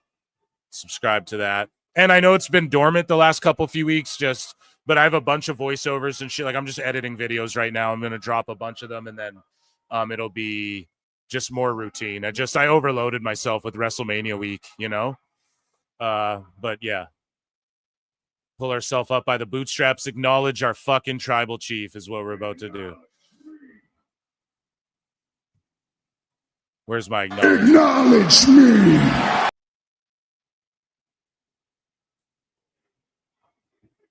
And I link up with cool people. Like, if you guys are fans of the Dabbleverse or anything, like I've linked up with cool people. Hughesy's linking me up with everybody. Me and Hughesy link up. So there'll be stuff like content more movie-oriented and YouTube drama and that sort of stuff. So check that out, yeah, if you guys like that. The whole world can hear that you love and acknowledge your tribal chief. Hell yeah, Roman's got big time cheers. That you would never betray your tribal chief. But not everybody's like you.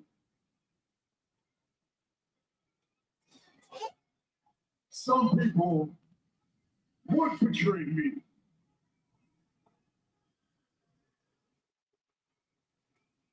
Yeah, and I might do gaming shit, like not.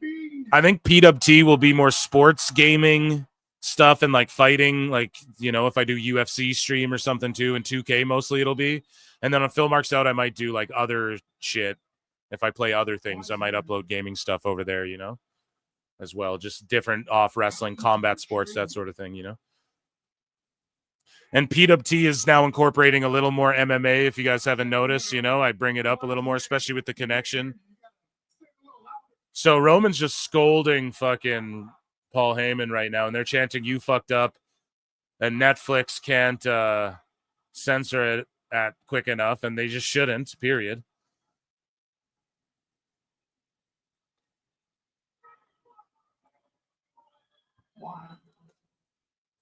Punk Shirley to come out. Yeah, I hope Rollins does too, and we see a big brawl.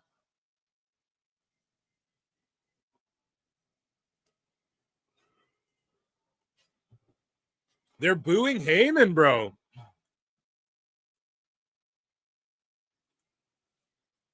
People love Roman, dude.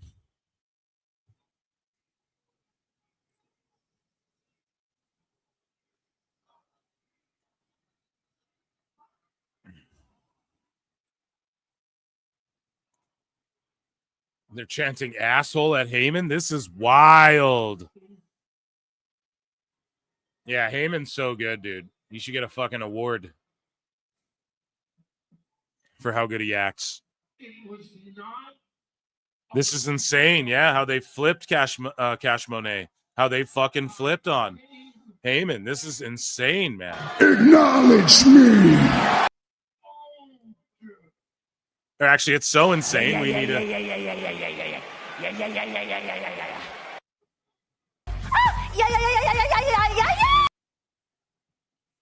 Sacramento, I must be a little confused here. Roman, I must be a little confused, yeah. The way favors work is you usually pay it back yourself, correct?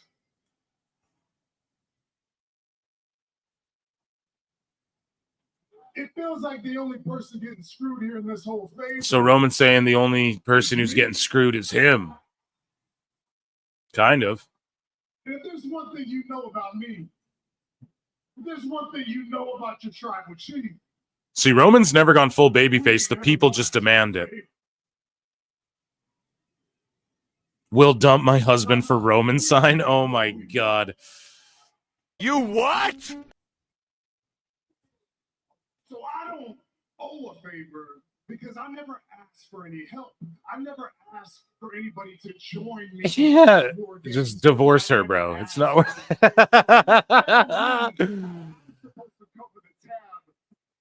For your dumbass favor.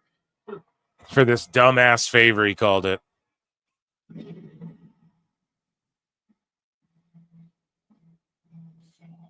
They grabbed the fucking PWT signs. I don't know. 626 is gonna tell me when he's done. He's there right now, you know. He popped into chat too, and he's like, "Bro, funny story later. Like, I can't hear shit. Play Jericho for me." I'm like, "Okay, I can play it." It's funny. Shield from Temu. Yeah, he looks like Zesty Shield member, dude. Right? Oh shit.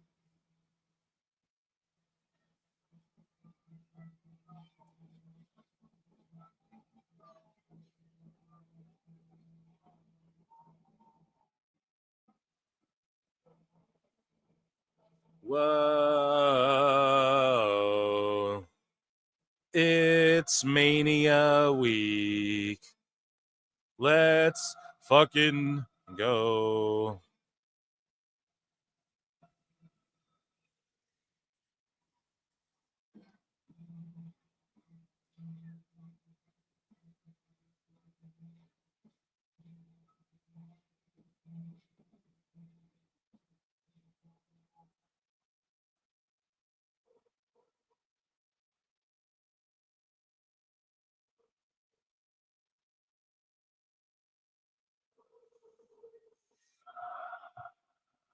Oh, yeah, they're singing his shit.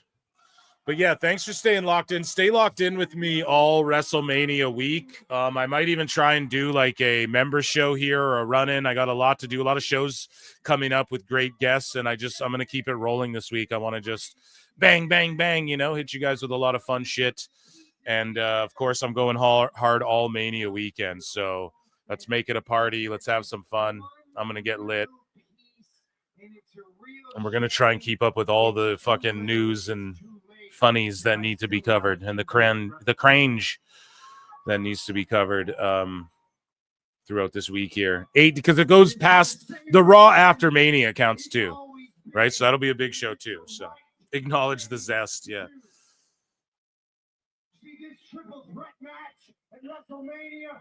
This is the biggest, most important triple threat match in the history of WrestleMania, in the history of this company, in the history of this industry, because the winner of this... Yeah, Mania's on Easter weekend. It feels weird, but maybe they think people will be home and shit to watch on streaming together, and maybe...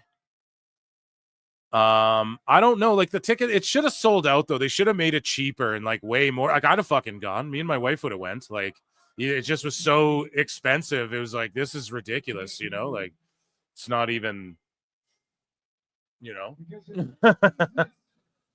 like, this is insane, bro. Fucking get there.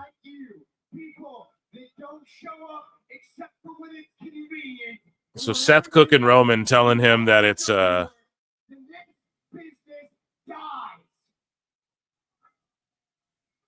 Seth is saying you just show up when it's convenient. He's calling him out. Sorry, he's cooking right now. He's chefing. Darkwing Duck reboot coming, but Seth Rogen is producing. If that's true, You fucked up! You fucked up! You fucked up! Phil, I missed the start. How's the kitchen? My new sink is really fucking nice, and I love it. And that's about that. Everything's all fucked up underneath still, but thank you for asking. Thanks for bringing up that trauma. No. Where is it? I can't find it. I was gonna... Emotional damage. Seth's point is immediately disproven by Cody, though. Rollins will be strung up on a Roman Reigns logo like Austin.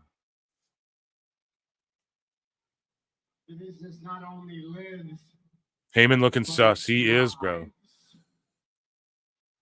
Punk's got to show up. Well, he's already here. We know that, but they're just saving the big pop for his music. Living Color's got to be there, right?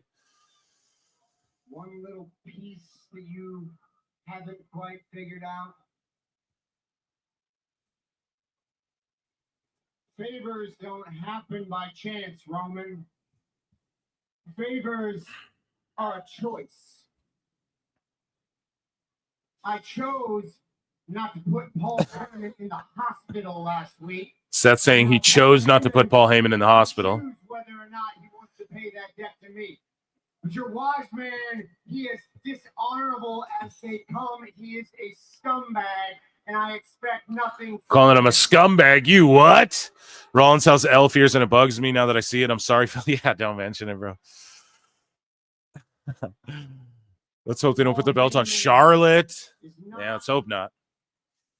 Heyman leaving Mania with Seth. That's the move, I think, bro. But I think because we're all calling it out, they're going to pivot from that, and it's not going to be that. Has made a choice. But he's telling him Heyman's made a choice. Not just a betrayal, Roman. What you need to ask yourself, the final piece of this puzzle, he's not just returning a favor. He's choosing. You got to figure out why is he choosing. Roman and Seth becoming boys again would be big to me. That would be insane. And Heyman can look at Roman and straight face lie to him and go, I'm not choosing Punk over you, like Heyman can say that because ultimately it's just the favor he owes Punk, but he's going to screw him over for Seth or whatever. that could work. Man buns unite. When has Paul ever stayed loyal? Exactly. And when has Seth ever stayed loyal? That dude's the fucking architect. He's the slime ball who broke up the Shield. The heist of the century at Mania, you know? So I agree. It could definitely, as Brendan Schaub would say, it could go both ways, B. Boom. Glom Seth.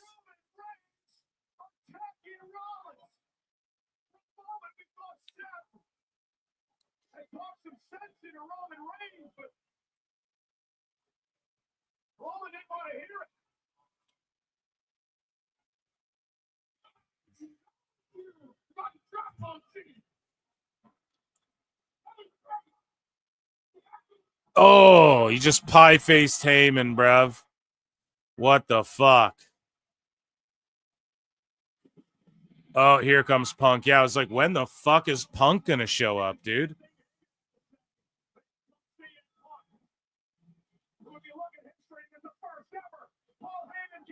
If you look at history, he was the first ever Paul Heyman guy, which I guess he was the first guy that everyone's like, oh, that's a Paul Heyman guy.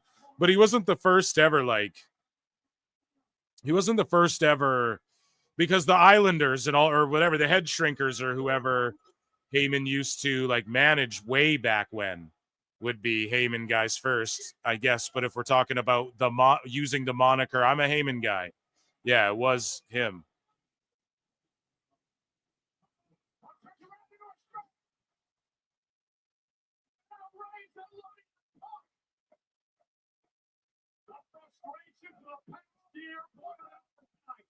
Damn, Punk's getting a beat down. See, I told y'all they were all going to get physical tonight. Boom, chair shot, just like in the past. Yeah, if Brock shows up and beats the shit out of everyone and shit on behalf of Heyman or whatever, that would be insane. Stomp to Punk.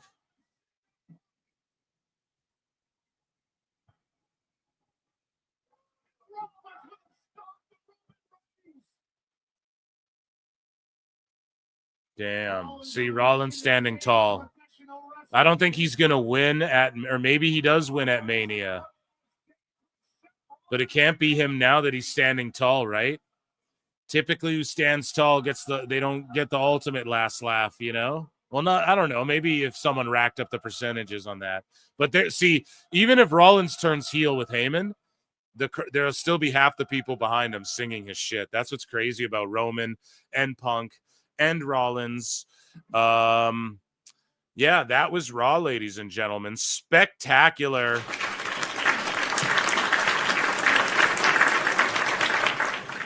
So, guys, I'm streaming 1 billion times and doing 1 billion podcasts this week, so I'm going to head on out of here. I promise this Wednesday we are going to have just such a juicy Dave Meltzer dumb moment of the week. Again, we just had a legendary one, but we're going to have another incredible one.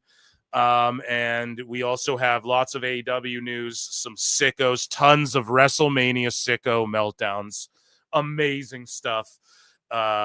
Yes, it's going to be an amazing week of PWT. Make sure you're locked into this channel and these channels and my X and all of that. I appreciate you all for being here. Round of applause, the PWT universe. I appreciate you all. What a Raw. I mean, what can I say? It was a good Raw. It ended well. I will give you guys a Brian because I love you so much. And yes, guys, this Wednesday, be tuned in. Saturday, Sunday, we're live. Monday, again, we're live. I'm going to pop in with Alfred Konuwa podcast coming right away. We're going to preview Mania. That'll be recorded. I got a cool post-Mania show, too, that's going to go awesome on the Tuesday following or whatever. And, yeah, I might hit you guys with a members-only show. Consider becoming a member, supporting what I do. Hit like, hit subscribe, whatever you guys got to do. I love you all so much. Check out Phil Marks Out if you haven't. And yes, another amazing live stream. Until next time, drink lots of water, guys. Stay hydrated this week. Get outside some too, because we're going to be sitting inside a lot fucking watching wrestling. So until next time, I'll see you in the Upside Down. Shout out 626 for tonight. Peace. It's back a bitch. We're about to get vile.